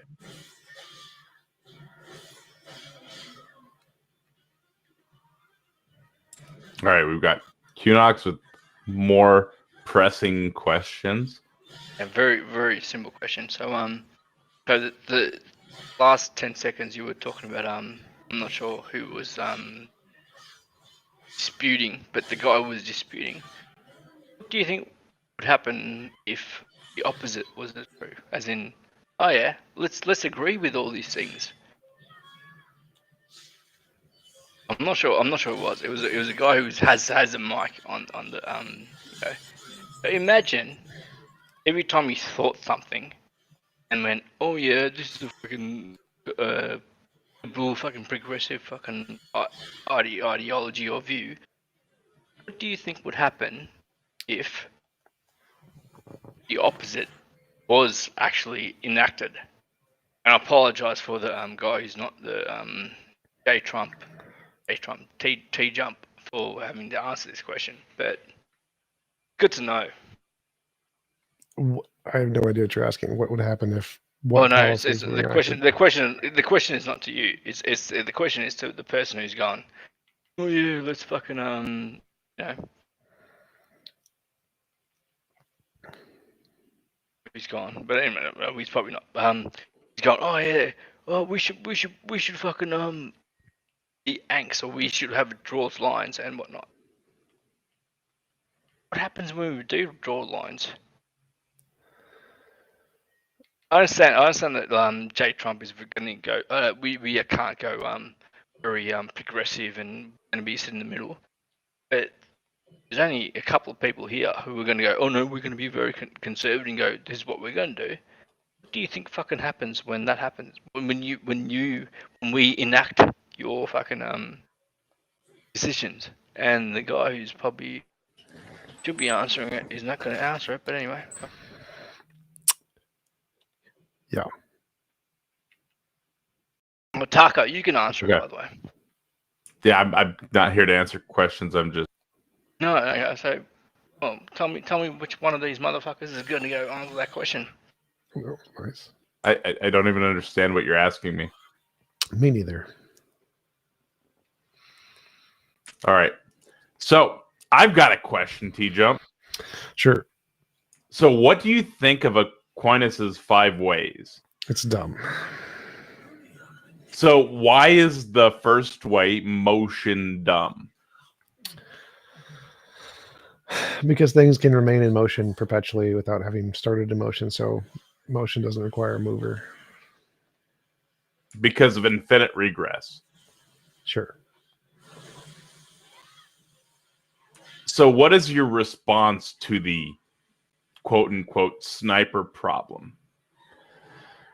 The Muslim one? Yeah. I think that's what where there's like there's never first sniper. Or, I don't even know how to phrase it. It's so dumb, but yeah, it's if there's a bunch of snipers and nobody tells the first sniper to fire, how does the sniper fire? That assumes that time is linear and that time has a first person to have started the operation. And time is not linear like that. So you don't actually need someone to tell the first moment of time to move because it was already existing. Right, because there could be a first moment in time and things existing prior. Yeah. Is that correct? Sure. Gotcha. What about the second way, efficient cause? Same thing. They're literally all the same argument, pretty much. I think there's a moral one at the end somewhere. But they're all pretty much the same argument. Fair enough. Why can't I counter anymore? I don't see anybody else raising their... Oh, I'm sorry. We got Brenda.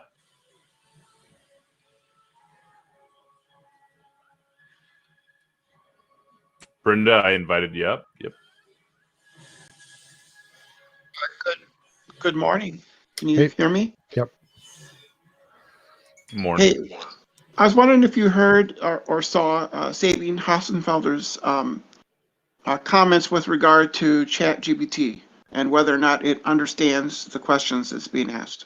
I did not. I would assume she says it does not understand them and it's just responding like... She says it partly understands.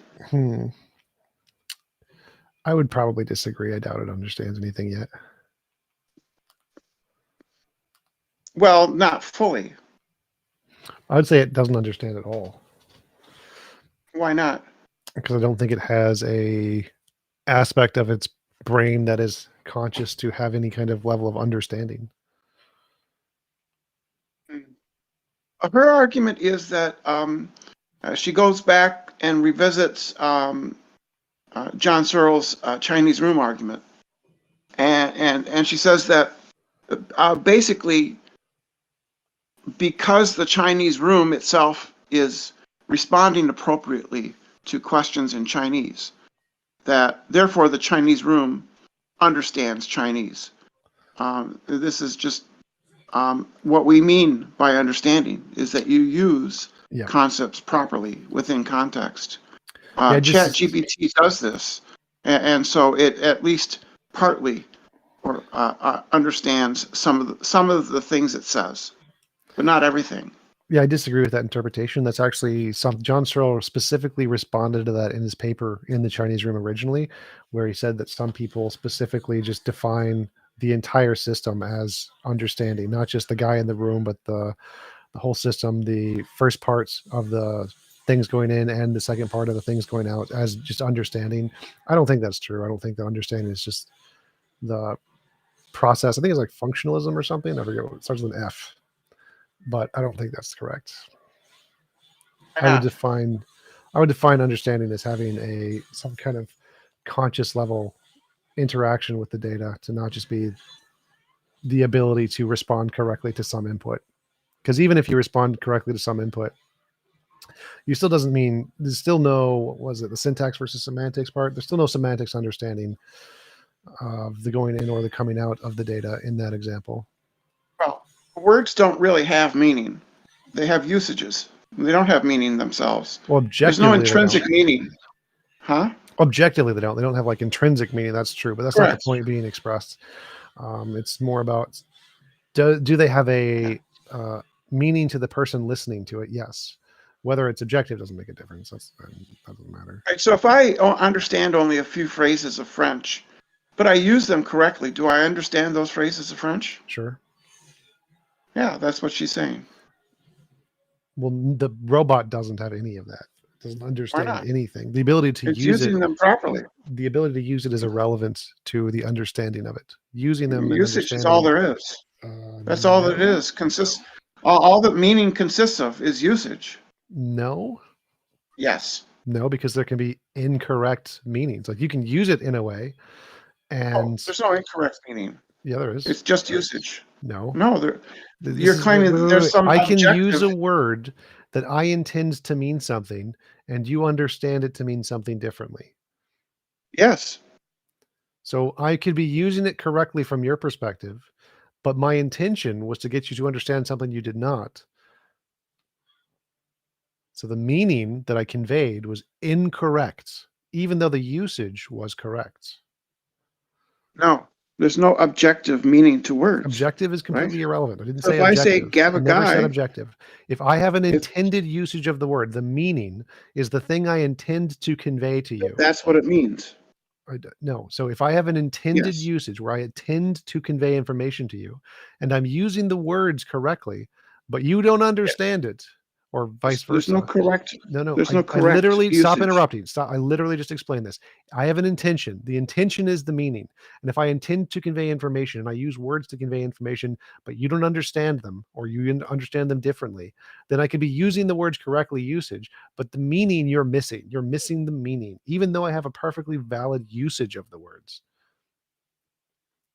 Yeah, it could be intentional and normative, but it's like with saying gavagai, right? Gavagai could mean something other than rabbit. It could be just disconnected or connected rabbit parts, right? So there was no meaning. The meaning is conveyed. the intention. It's the intention of the consciousness that's using the words. Yeah. And I can fail. My intentions can fail. What? Yeah.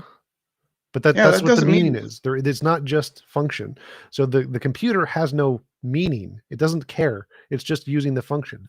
So if I have a meaning when I convey words to you, it is the intention I'm using those words to express. The computer has no intention it's trying to express. So it has no meaning, has no semantics, has syntax, no semantics. They have goals. They have goals. The computer has goals. Yeah. That's created during, yeah, I think they do. How? It's a lot of it's goal directed, right? No. Like, is bacteria goal directed? Yeah, they need to satisfy their need for food.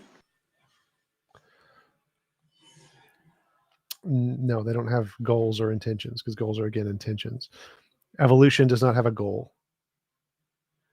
Well, no, but I think you can talk about bacteria having a goal. The goal is to feed and to reproduce, right? Does evolution have a goal? No. Then how does bacteria have a goal? Because it's the exact same as evolution. I don't think they are. They have a mechanism. Exactly. Yeah, and the mechanism has a goal. No, the mechanism does not have a goal. The mechanism has an effect. It doesn't have a goal. It's not like evolution was like, you know what? I'm gonna make things survive better, and that's the reason I'm acting in this way. No, it's just physically. So our intentions magic? No. Well, where do they come from then? Your brain? Right. A mechanism. Yes, with consciousness. Bacteria do not have that. I don't think you have to have consciousness to have goals. Pretty sure you do. I don't think you do.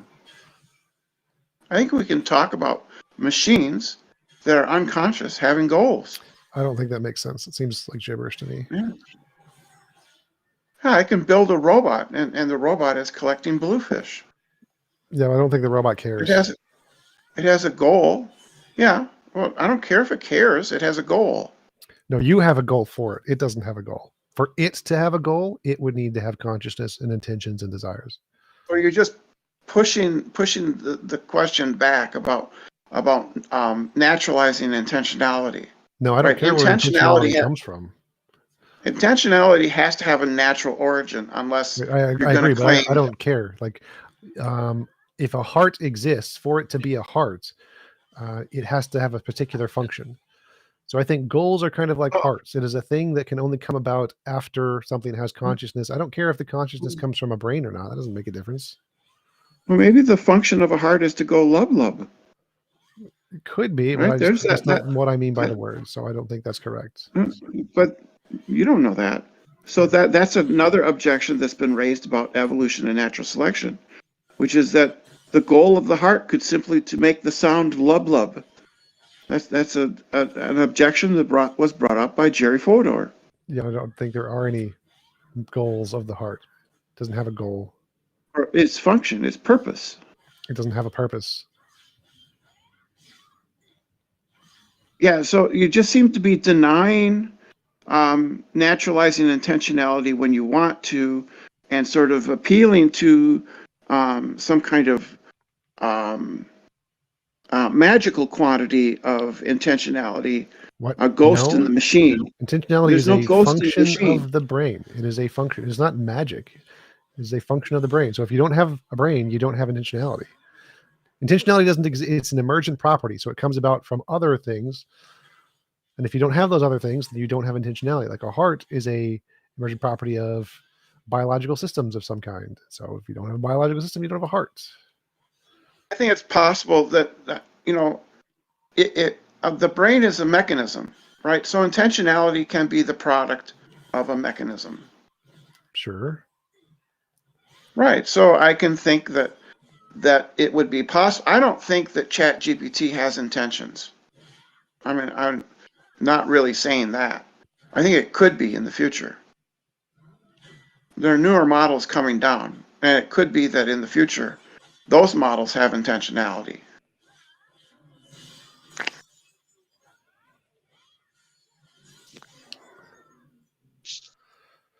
Right? Yeah, like in the future, it could have intentionality. I fully agree. I just don't think it does now. So I don't think right now it has any. Well, no, but Sabine's argument is that it partly understands. Yeah, she's wrong. It understands nothing. I don't know. I think I found her Sabine's argument fairly. It was convincing to me, and I think it's a decent argument. It's just defining understanding in a way that doesn't entail any understanding. Yeah, it's understanding isn't magic a rock either. understand that it's falling? If a rock could reply to my questions about English grammar in a way that that it uses those concepts correctly, then I would say that rock understands English does a rock grammar. understand gravity? It uses gravity perfectly well to get to the bottom of the Well, mountain. no, Understand it? Rocks don't have. Right. Rocks aren't really a mechanism, right? But rocks are a mechanism. Huh? Rocks are perfectly well a mechanism. A mechanism is just any system that does something. Like we call it a mechanism because we have a specific intended use, but any mechanism that does something is, or any object that does something is a mechanism.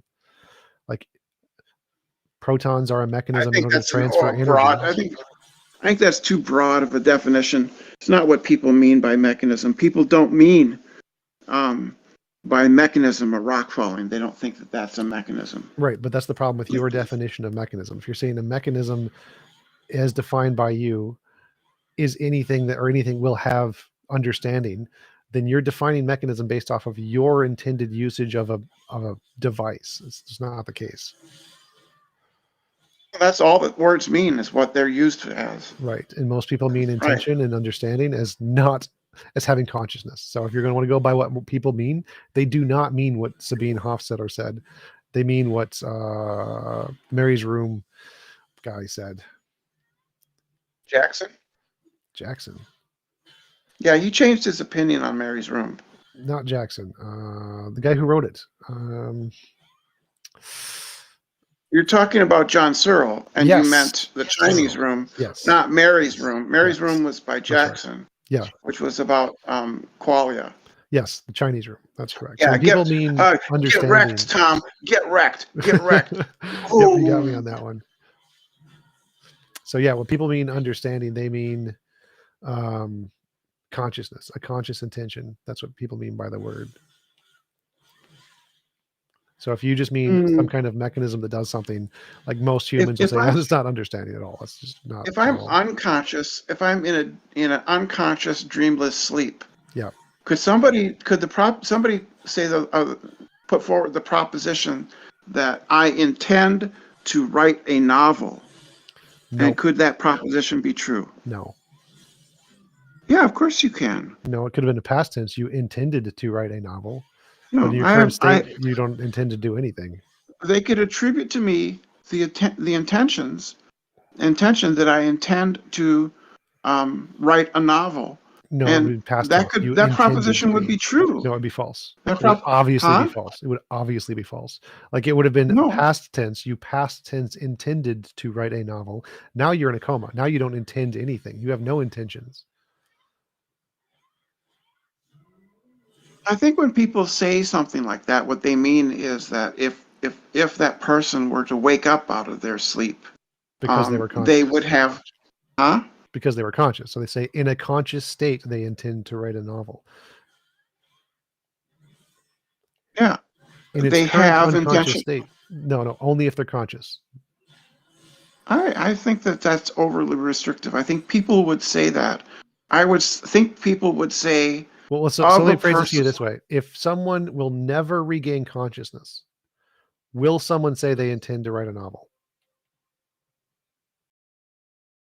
I think they would say that he intended to, but because he's in a coma, he could no longer satisfy. He can no longer satisfy that So if I ask, does this person in a coma have the intention of writing a novel? I think the way people talk is it would be they would say that if he came out of the coma, he would still have the intention of writing the novel, but he doesn't. He can't because satisfy the intention it comes from the consciousness. desire. Because the intention comes from the consciousness. Well, I think it's more of a disposition, right? He has the disposition to write a novel, and because he's incapacitated, he can't satisfy his disposition. No, I don't think anybody would agree with that. Yeah, I think that's how people talk. It is not. I think it is. I've done this thing where I've spoken to people, and they do not think that unconscious people have intentions. I do. I think it's perfectly reasonable to say, that author. It's a sad thing. He was going to write a novel, but he slipped into a coma. So if we could medically bring him back out of the coma, he would still want to write that novel. Well, I've already addressed this. Like, they only have the intention if they're conscious. If it's never conscious, he will never have the intention. It is not possible to have an intention if you are not conscious. I just think you're being overly narrow in your usage, and that people would say that. I don't think so. I think you're confusing people's generic colloquialisms with how they actually understand the word, and I don't think of anyone ever that I know of would think that you can have an intention without a conscious state. Like, that's just not a thing people think. Do you think intentions are dispositions? Depends what you mean by disposition. Well, a disposition could be something that you're not really conscious of. Then no. Right? Because like a rock has a disposition to fall. Sure. Because it has the potentiality, if it's, elevated, to fall. It Sure. doesn't have any consciousness. Sure. Then it does. Then I would say you can, by that definition of dispositions, then there is no disposition or dispositions would be a broader class of things than intentions. Intentions are only classes of things that are conscious. I think intentions are what come out of a sufficiently complex brain. Sure. That has dispositions. Sure. Right. I would agree. So I have a because my being thirsty is a disposition. It's because it's like my body saying I need water, and then I form the intention of getting a glass of water. The intention is dependent upon there being a disposition. All right, I've got to go pretty soon because I have a modern day debate at noon.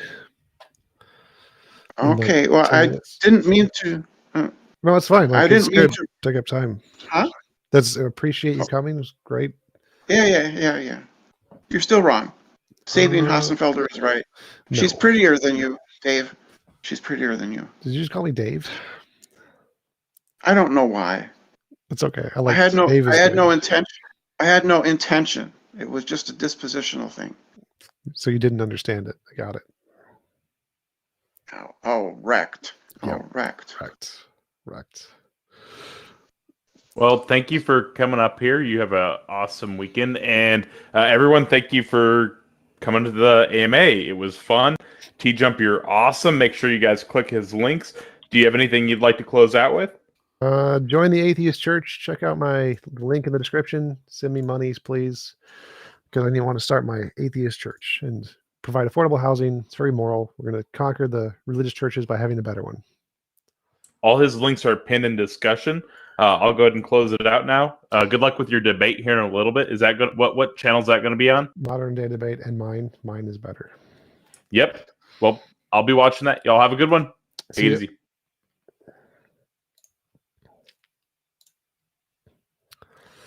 All right, now let's go to. I need to end the stream, don't I? And start a new stream. I don't want to do that. I can just upload it. Can I just upload it later? I can probably just upload it later. Yeah, let's just do it from here. All right. I need to go to Modern Day Debates. I need to go. Where is the link? There it is. Not the link. Howard, where is the link? It should be there, right?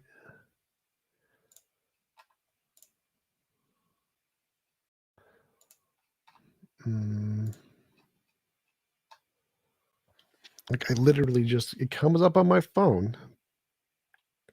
No, that's the Howard link. All right.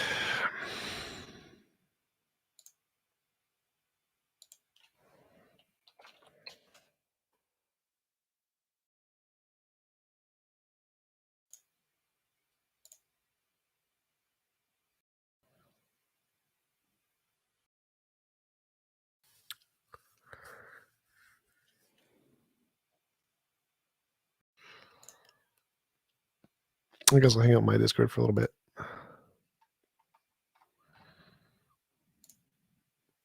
What's up? I'm streaming. Hello. Heck yeah. What are you streaming? What are you playing? Wulong. Wulong is a great game. Wulong. Let's Has look a it up. phenomenal combat system. Very much better than Dark Souls. Dark Souls kind of sucks.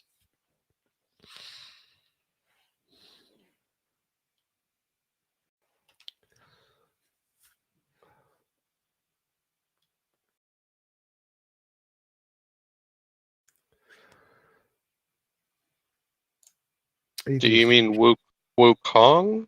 No, I mean WULONG. I typed in, it doesn't like it. So give me Wukong back.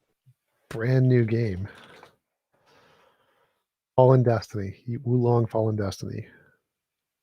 Or WOLONG. Oh, okay. There it is.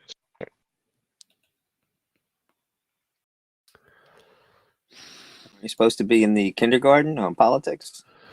I was just there. I was doing a Q&A. Oh. But now there's a modern day debate thing I have in 8 minutes-ish. Oh, cool. Good luck. What topic? Do dragons exist? No. Oh, nice. You're not debating Mud Fossil University, are you? No, I'm debating the flat earther Howard. Okay. I would bet on you.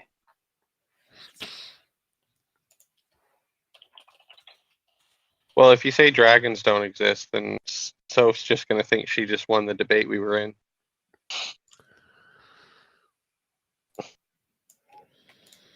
They don't exist presently or ever existed? Or both? Well, Komodo dragons exist. Oh, right. That's true.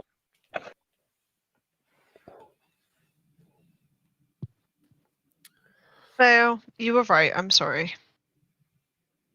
Thank you. It was very nice of you to concede. Well, I Well don't want to done. embarrass myself. One sec, I anymore. gotta reconnect. Hold on. You go. Ah, Fred. Bonjour. Bonjour, ça va? Ça va, ça va. Oh, you asked me. Oui, ça va. Oh, Fred, I'll get better. I promise. Okay.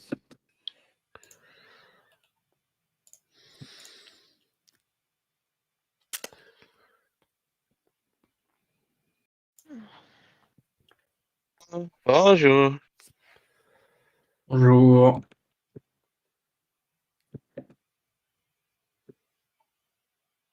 Oh, damn. Carl Sagan's Apple took off. Nice. Carl Sagan's Apple took off? It's a short I made on my YouTube channel. It says Carl Sagan Apple Pie is what it's called. And it, for the first 2 days, it only got like 300 views. Then it got 1,000. And then it got 4,000. Damn. It's not actually very good. 5,000 is like meh. But my biggest one's at 300,000.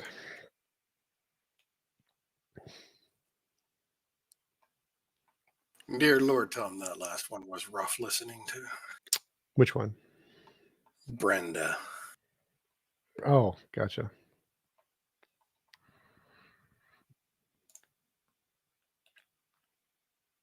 Does it upset you at all when you hear people say, "Well, I think and I feel" in the conversation? Because it depends. Like if the person is kind of fuck the conversation for me. I don't think so. I think it depends if the person is educated in philosophy and they're using it specifically contextually to as an argument that like if someone says, well, I think, but what they mean by that is that your only justification is your opinion, and so I can just present my opinion as a counter argument. That's perfectly legitimate reason to do it. But if they're just doing it in a to be flippant because they don't understand the argument, yeah, that part's dumb. And that's kind of what I got the impression was from the way she was putting it. Do you disagree? I think no, Brenda's pretty well acquainted with philosophy, so I think that she was implying that because she thinks that her interpretation of the argument was equally as valid as mine, or it had equally as much justification or something along those lines, seemed to be the way I interpreted her usage of it. I think you're far more charitable than I would have been. I do get that a lot, though.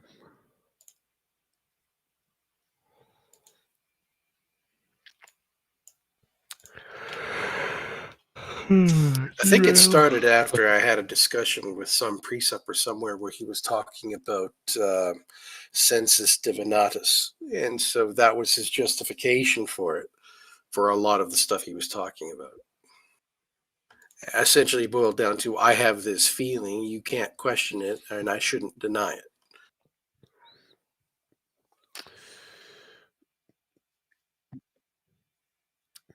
I would just deny it.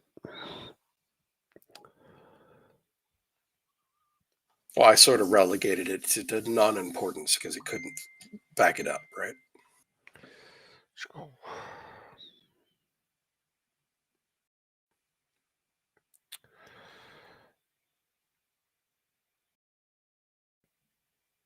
What are you playing on, Tom? Are you on PS5 or do you download it from Steam or something? PS5.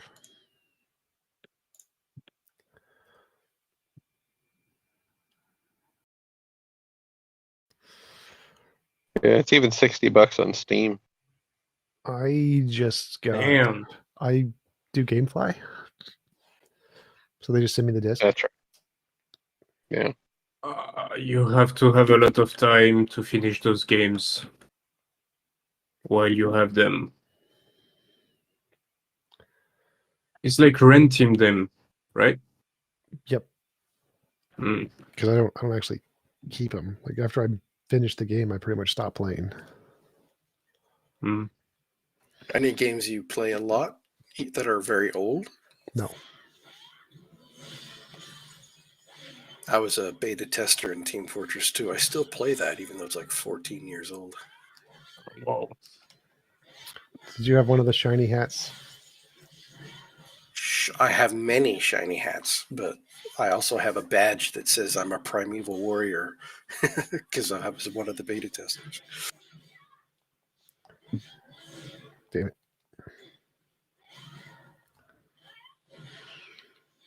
I, for a while, had a very interesting loadout. When Australian weapons first came out in TF2, I was working and I just decided, you know what? I'm going to buy them all. So I bought, for about $1,500, I bought all 3 Australian weapons. How? What? Why? And 1,500? almost literally the next day, I was opening up one of the crates and got myself a hat that was a modest pile of hat, but it had a special Halloween effect. Very rare one. It was only the 3rd hat that had ever been found. And its value was something like another $1,000 on top of that. And so if I was walking around for a while playing a demo man, and what he was wearing was at least, $2,500. That's crazy. Did you sell it? I had a gaming budget and I like to spend my money. Yeah, if that makes you happy, why not? I prefer taking the challenge route of like Warframe is a game I played. It's a free MMO. But they have things you can buy with money. Like you have their like platinum, whatever. And I wanted to see if I could get all of the rarest stuff without ever paying for it. And did you? Yep. That sounds awesome. Sounds very grindy. So it's very true, not pay to play. You could actually win everything. Yes, because it has a market system where you trade stuff, and I was trading just like the basic stuff that you get, and got all the way up to the super expensive stuff that was being sold for thousands of dollars. Because the biggest thing was called Rivens. They're weapon attachments that give you like, they have multiple levels of stats, 4 of them, 3 positive, 1 negative, and you have to roll to get the randomness to see if you get the perfect one. And I got the perfect Riven for the perfect gun, the highest, most expensive Riven that was being sold for like $1,000, $4,000 on eBay. I just started collecting them, and then I got like 60 of them, 1 for each weapon.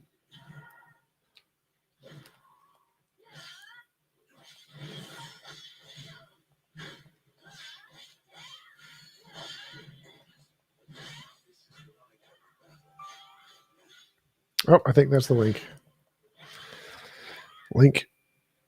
Yep, there's the Zoom link for the modern day debate. All right. All right. I think this is the first one. I hope you lose. The dragon. I'm going if dragons do exist. Shut up. Okay, never mind. Equivocation fallacy. I mean, Howard is he's a really tough debater, to be honest. Yeah, because he doesn't have any reason, so it's very tough to debate him. I mean, he's so fucking crazy that it just see what I mean? It just fucks up your brain. I mean, even listening to him. I think you might be able to just Bugs Bunny him, Tom. Just you're like, no dragons. He's like, yes dragons, no dragons, yes dragons, and then you just go, yes dragons. He goes, no dragons, and then you just like, I win. Yep. Yeah.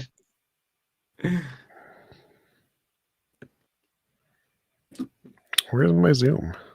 There's my Zoom. Who are you debating about dragons? Howard the Flat Earther. I mean, he's not only a flat earther; he also have many other weird beliefs. Yeah, but the Flat Earther one is crazy. You are safe to talk. Yeah, it promises. Is someone holding you to against your will? Yeah, modern day debate. Are you being forced to do this? Do we need to call the authorities? Yeah. All right. Hey. Turn off camera. Can yeah, my voice is being picked up there. All right. Yeah, I can hear you. How's it going? Pretty good. I'm live and talking to other people, just FYI. Oh yeah, you're all good. Right. Yeah, sorry for the late invite there. Yeah, I thought somebody else was sending Yeah, it there, and great. James messaged and said that was just a typo. So I was like, okay, yeah, I'm on it. Yeah, we're just gonna wait a few minutes here for other See if I debaters can- show up here, Howard, and then we'll get right to Should it. we mute the channel so we don't distract him? No, I'm No, gonna he's leave. I'm gonna leave on the Discord. Don't worry about it. Okay. Yeah. That means we can't Yeah. whisper you the answers. Yeah. I'm just trying to get this I ready. think he'll be all He sent right. me some stuff Just, here, so I'm just just stick firm to your guns. No dragons. Yep. pretty excited to talk about dragons. But what do you mean by dragon? Perhaps it's a metaphorical dragon. Oh, Potato I dragon. know what he's gonna say. He's gonna present some I'm old, a bit of a weird dragon. I descriptions hoard of dragons things and to a say, degree. "Oh, look at." All right. Let's see. I'm thinking about ending my stream and starting it over again because I was just streaming a Q&A. I'm undecided. All right. Yeah, I'm just gonna put the I'm just gonna start the stream on the YouTube there and get the thing up, and I'll keep my I'll just hush, I guess. I'm just hanging out. All right. Yeah, I think I'm going to end the stream. All right, guys. Thank you for Phil Kindergarten 2.0, and I will see you guys next time. And if you want, join in again about 5 minutes to see me debate a flat earther about whether dragons exist. Check out the Atheist Church. Donate. I'm just getting subscribe stuff. Peace out.